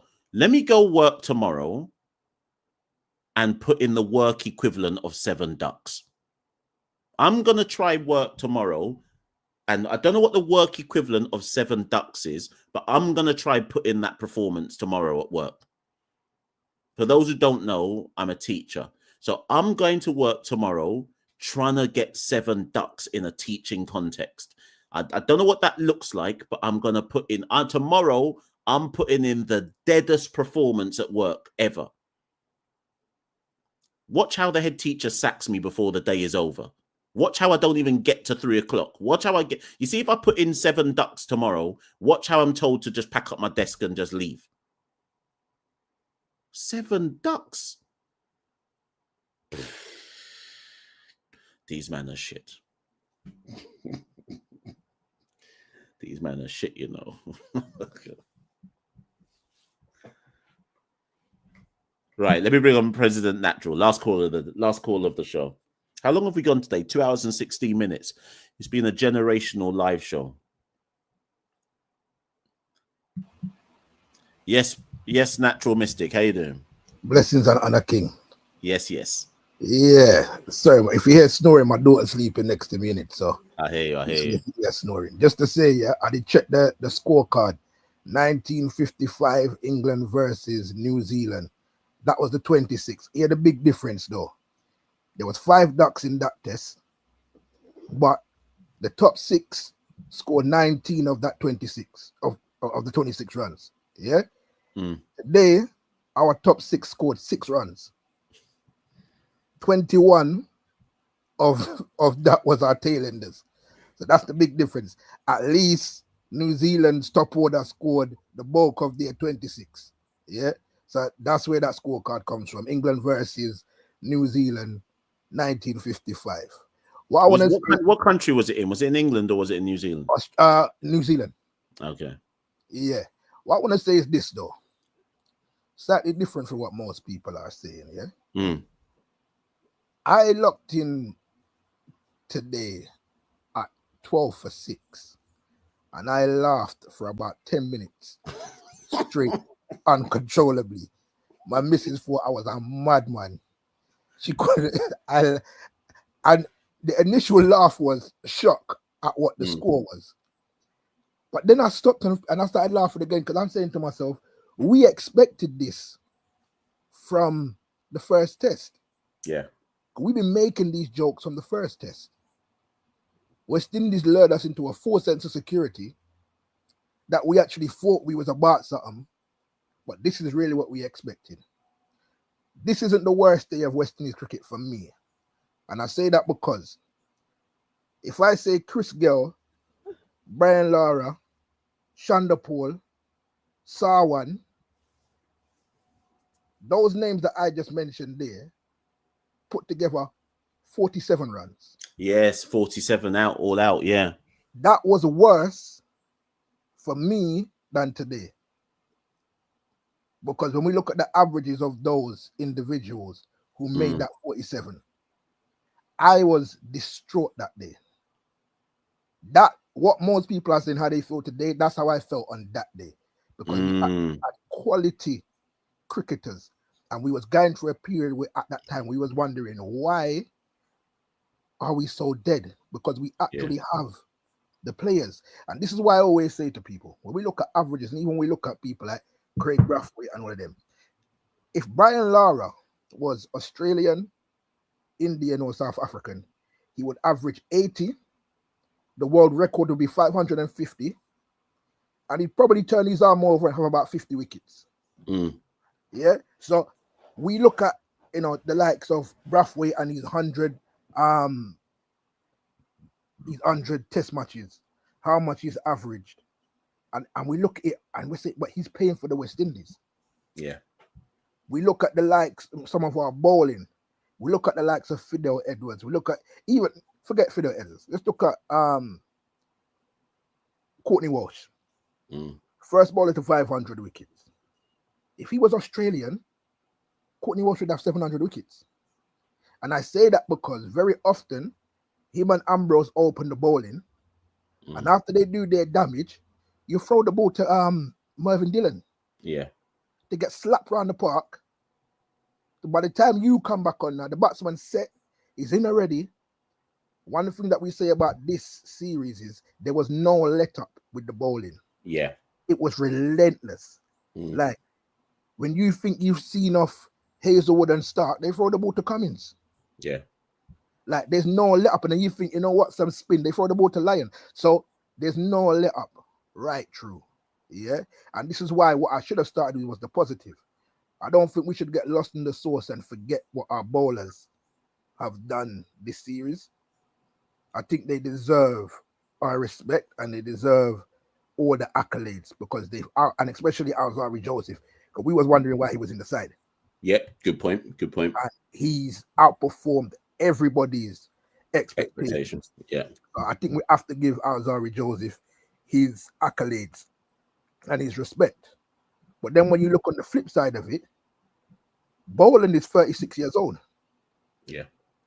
He's only played 14 test matches. He averages he was 17. After today is 16 point something. He can't get into the Australian team. He's 36 years old and he can't get into the team. One of the problems that we have is that idea of, you see, when with India, people like Kohli can retire because they've already brought in the new generation. They've already stood at the other end and stepped up mid-over or between overs and given their advice. Now they can sit down because they've done their part. When you've got an Afanese or a Hodge who genuinely have talent, when the going gets tough, who can they look at the other end to walk down and say, yo, bad shot. Keep your eye in. The ball's moving this way. If you see the ball move, step away. There's no one to do that. So these guys are basically learning off the cuff. And when we make jokes and saying they're trying their best, they genuinely are trying their best. This is why 47 pissed me off more than today's 27. That's why. These men are in no position. And I think I don't have a solution. But here, what I think we need to do is sometimes, also people have to learn the hard way. People just have to learn the hard way. We need to pick a team and stick with the team. Yeah. This chopping, changing, and this one for one test and this one for two tests and this one is foolishness. We need to get a set of man and say, listen, you see, for the next 2 years, this is the team. Barring injury or anything extreme, this is what the team is. Because I'm not saying that if we add an Afanese or a Hodge in this team, the results are different. But what I can say is they've played Australia before. And maybe they may have learned something from then. What I can say is as well, Afanese and Hodge generally, even if it's one score, they'll give you a one score per series. We could have done with a one score from somebody this series. We didn't have that. So I don't know what the solution is, but I know the solution can't be every series we go into is a different team. Yeah. You Okay. don't grow like that. You don't learn like that. We need to be in a position where even if we know West Indies cricket is down bad, like my missus looked at me when she looked at the score, she says, is this really the best that we've got? And I laughed again because it really is. Like we don't really have any, and this is why it's a travesty what these people have done to West Indies cricket. Because right now, Darren Bravo should be signing out, handing over to an Afanese or a Hodge. Yeah, yeah. He should be signing out on that basis, saying, I'm handing over the man to the button. We don't have that. These men are learning on the job. So it's difficult to be angry and pissed off with a set of man who are literally playing to their ability. Like, what can we do? So for me personally, like, we just have to up our rum intake and just deal with West Indies cricket like as it is. But going forward, we have to pay respect to our bowlers, like I said. But I think Tage needs to come back. You know, the thing is, yeah, I know you have work tomorrow. I'm on paternity leave, so I'm good in it. But like personally, I believe sometimes we are at a stage where we don't have no experience. So we are literally working on the basis of talent. Who do we think has got the talent? If they've got the talent, put them in the team. My dad always tells me that Desmond Haynes went through a horrid time. He had a horrid period of West Indies cricket where he wasn't making much runs. And a lot of people were calling for him to be dropped. And they stuck with him.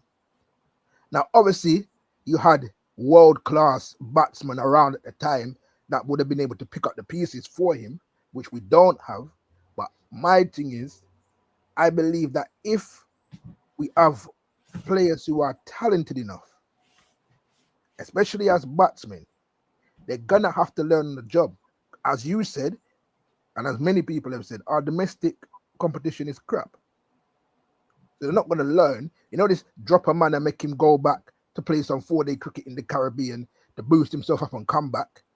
It means absolutely nothing. We don't have it like that. So the only way that these men are going to learn is learning on the job. So a man like Tage, you just got to put him in the team and say, listen, you've got a year, find some scores. Yeah. And if you average 25 has to be our initial benchmark. We can't be dropping man for averaging 25 and then have a series where man are averaging 3. Like, come on, man. Like, and the joke is, it sounds, you know, like when people say that, it's like you're exaggerating. Like, a man actually averaged 3. You see what I'm saying? But we're cussing man for averaging 25. We don't have that luxury, bro.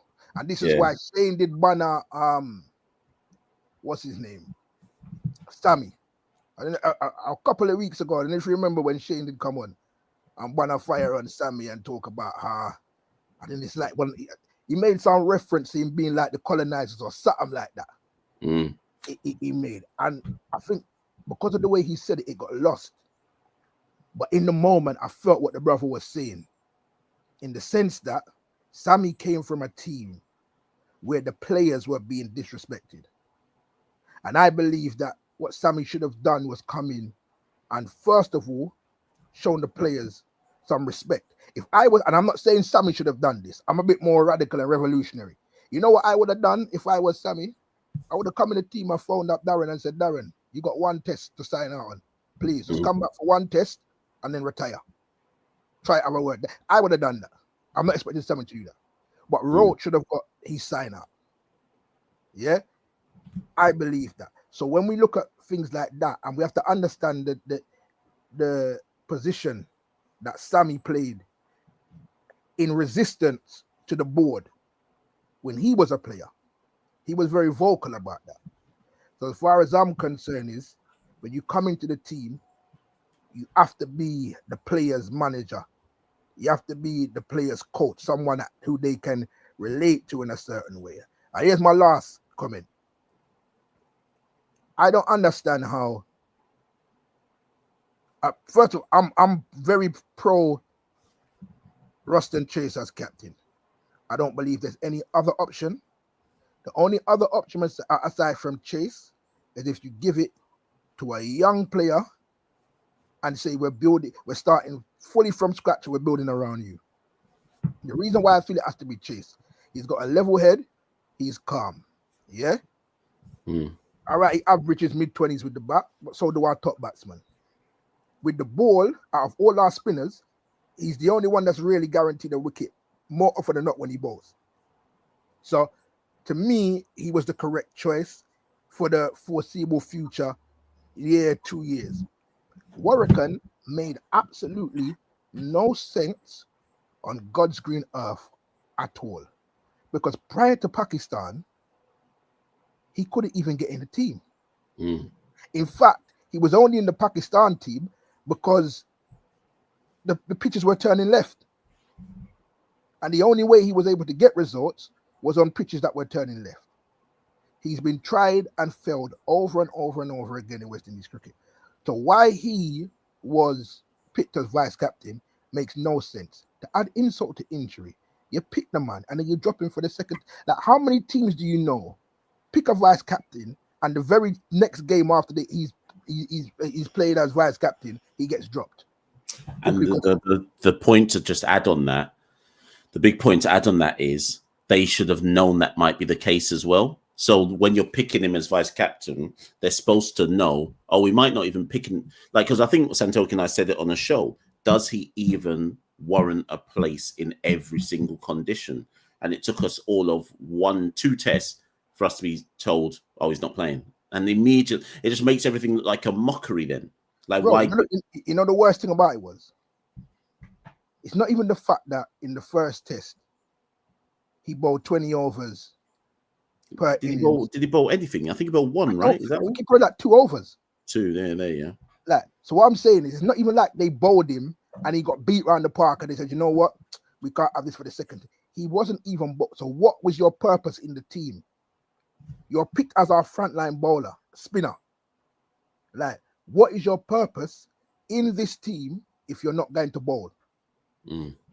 Like, it makes no sense. I'm saying decisions like that from Sammy, to me, is concerning, given the legacy that Sammy has in West Indies cricket. Now, we can say, well, Chase being the captain messes up the equilibrium, the harmony of the team. But if you remember, the same thing happened when Sammy was captain.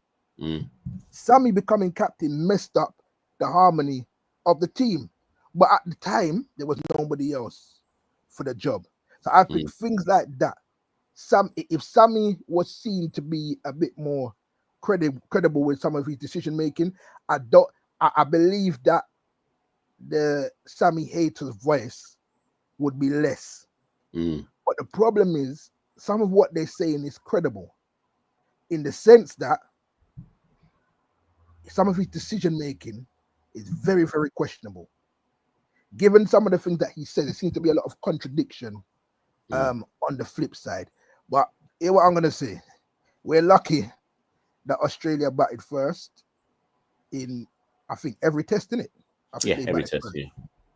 Because had we batted first in these 3 tests, it could have ended very different, and we would not have seen the greatness of our bowlers. Because imagine we got bowled out for 27 in the first innings. Australia come in and bat. Like, we bat again, we don't even make up the footfall, then we lose by innings. I think Australia batting first in these 3 games saved us from losing by our innings, and it helped West Indies lure us into a false sense of security where we actually believed that we could make some noise, when really and truly what we've seen today is really where West Indies cricket is at. But guess what, Mash? We're going to still rally.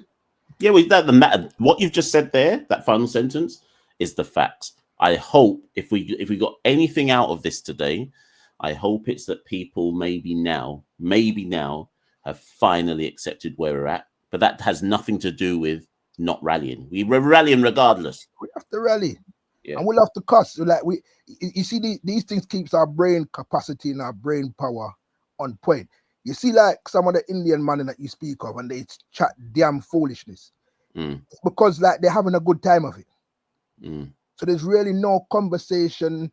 It's like they're just losing all their fact. We have to stay on our P's and Q's because we actually have to watch West Indies cricket. We actually have to be able to analyze West Indies cricket on a certain level. I watched the India game today, and this is one of the things that I want our batsmen, not even our tailenders, to learn. And it's difficult when you take 5 wickets and then you're into bat after 5 overs. It's difficult for you to have any resolve at the wicket as a tailender. But in the previous game, like I'm the idiot that sits there when West Indies need 100 and we're 7 down, and I'm saying, well, if Alzari sticks in, then maybe we might be able to get there. The problem that we have, India nearly won that game today. Yeah, they were 22 short. When they were 7 down, they needed over 100. Yeah, that number 8 and 9, their mindset is, you know what? We can actually win this. We got enough time left. Let us just bat like batsmen. And I'm saying, I think that even our tailenders need to have that mentality. I mean, we saw bits and pieces of it in Pakistan, to be fair, with Multi and Warrican, but it's just been a shambles for the whole batting lineup in this series. Yeah, I don't know. I think it's the whole mentality. We need to change our mentality towards the game of cricket. And as you say, winning solves everything. So I am for, not for the same reason that most people say, I am for the 2-tier system. Yeah. Let India and England and Australia play each other every year, 3-4 times a year. Let them just do that by themselves in it. I don't believe that the other nations should wait for a tier system. I believe other nations should pull away from India, Australia, and England and say, listen, you don't want to run this thing to the only benefits you. Calm. Go over there and do your thing and create their own league. So you got your Pakistan, your West Indies, your Zimbabwe, your Afghanistan, and competitive cricket within that. But then the question is, really, today's batting, which team would we really have made any runs against? Oh, no one. No one. No. So, like, we can say let's do that, yeah, but then it's gonna look a lot. We're better off making 27 against Australia than making 30 against Bangladesh and Afghanistan. Yeah. Then we're really pulling our hair out in it. At least we can say, well, at least it's Australia. When you start playing Nepal in a test match and being bowled out for 30, then if something like that ever happens, we need to officially just wrap up all the West Indies cricket. Yeah, it's mad, and the joke is it might happen. I was just about to say, and that's not me exaggerating. I can see that happening at some point in the future. So, but at that point, we have to wrap it up. Yeah, Mash, I'm signing out in it, but big up CCP. Just keep doing the good work, keep the fire burning. We just have to keep rallying in it. You said you're going Jamaica. You said, yeah, next Monday. Next Monday. Yeah. Yeah, let's bring back a bottle of Ray Nephew for me. Say no more. Say no more. Drown our sorrows. And that blessings and honor, yeah. Yeah, listen, thank you for ringing in. Much appreciated. Easy. Thank you. Yes, people. So that brings an end to the show. How long was that? 2 hours and 38 minutes of down. 2 hours and 38 minutes of down battery. I hope that was a useful counselling session for all who needed it. It's the latest rock bottom, people. West Indies 27 all out. 7 ducks.